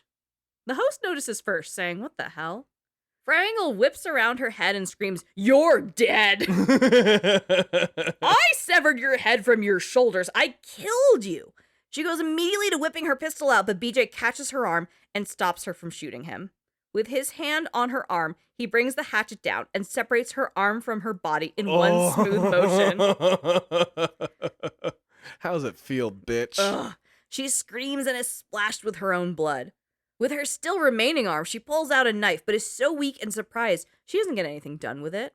In front of the cameras, in front of the world, BJ drives the hatchet into Frau Engel's mangled face. Oh, yes. With one hand, he holds the hatchet steadily in the middle of her head, and with the other, he cradles her head to keep it steady. Oh my god. He looks into her remaining eye as she dies and says, lady, is that the best you got? Your best won't do. Frau Engel gurgles, choking on her own blood. He tells her, you're among the wolves now, and these are our woods. Instead of pulling the hatchet out, BJ pops it to the side, splitting Frau Engel's head wide open. Her eye pops out, barely hanging on by a ligament. Her skull is split clean, and her brain has a nice clean slice down the center. BJ pulls his hatchet back out, letting the lump of fascist trash transition from one of the world's most prominent war criminals to former flesh beginning to rot under the hot studio lights. Goddamn right. Grace, Horton, Wyatt, and Anya run on stage to join BJ. Grace goes under the center camera and addresses the viewers. She says, "My brothers and sisters of the United States of America, don't listen to that lying bitch. These Nazi fucks are all going to get what's coming to them. Tonight, we are not going to take it anymore." Wyatt joins Grace at the forefront of the nation. She tells him to go on. Wyatt begins speaking as Grace and Horton stand behind him, the faces of the rebellion to this point backing him wholeheartedly. "Americans, wherever you are, I wish I had words of comfort to give you, like the warm winds that the Nazi generals sent down from above. But from me, you will not get comfort, only the cold, agonizing truth. And the truth is that this great nation has been raped and pillaged by the greatest enemy of our time. They ask you to sell your liberty to purchase your safety, to kneel to the new order, to submit to the winds of change. But my fellow Americans, they that sow the wind shall reap the whirlwind."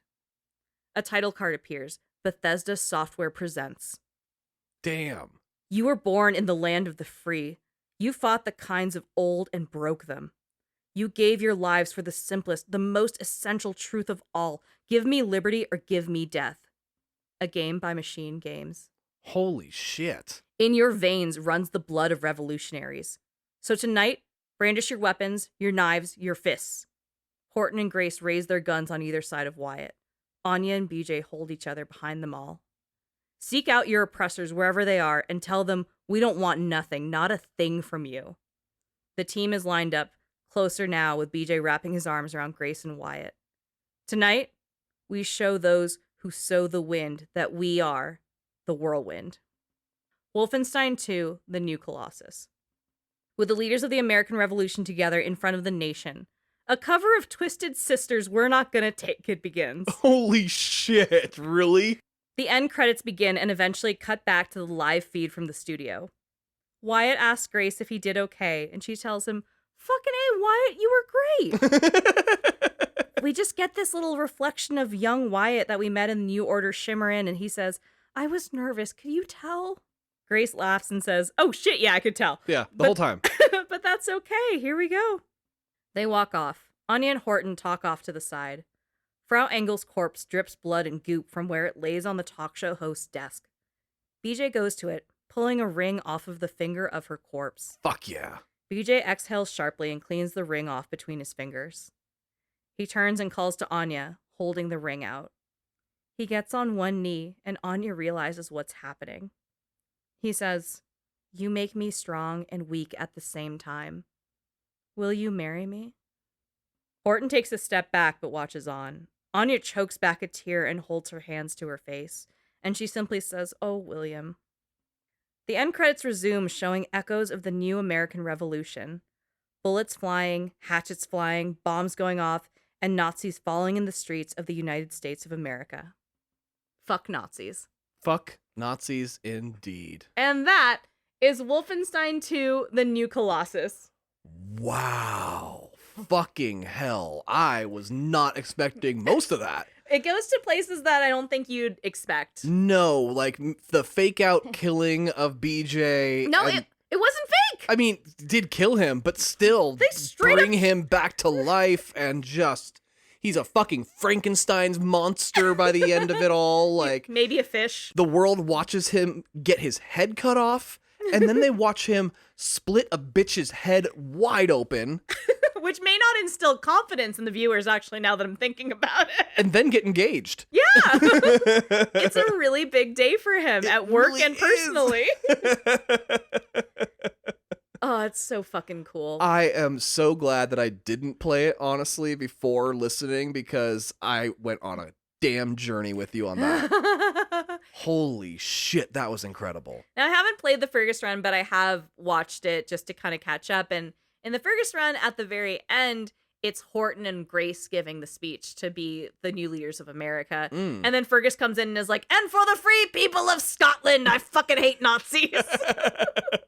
And Scotland, too. Yeah. Scotland will join the revolution. Like, he's like, "We're in it." We love that shit. That's so great. I fucking love this game. I thought it was amazing. I cried at the end of the New Order because it really fucking hit me and the music hit, and this cover of We're Not Gonna Take It did get roasted a bit online. Oh, like, no, really? People thought it was a bit corny. I thought it was fun. You know, it can be camp. I mean, you want to hear corny? It was my high school's fight song. Oh, that is terrible. Yeah, that's a bad one. I'm so sorry. Every time the basketball team came out, yep, that song was playing. I couldn't tell you what ours was, gun to my head. But man, I fucking love it. And there are rumors that there is supposed to be a trilogy, so there's supposed to be some follow-up on the American Revolution. Oh, really? At some Okay, point. good. New Blood is a sequel that you play as the twins.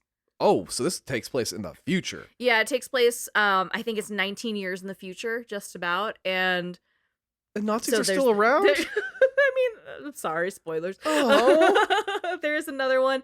It doesn't have great reviews. I haven't played it yet, but I think we do have it downloaded, so I'll check it out. But oh man, I fucking love the Wolfenstein series. It makes me want to shoot a gun. It's so fucking good. Machine games are brilliant, and I'm so grateful that this exists, especially right now. I can't wait until we can get access to Indiana Jones. Yes. So how are you feeling?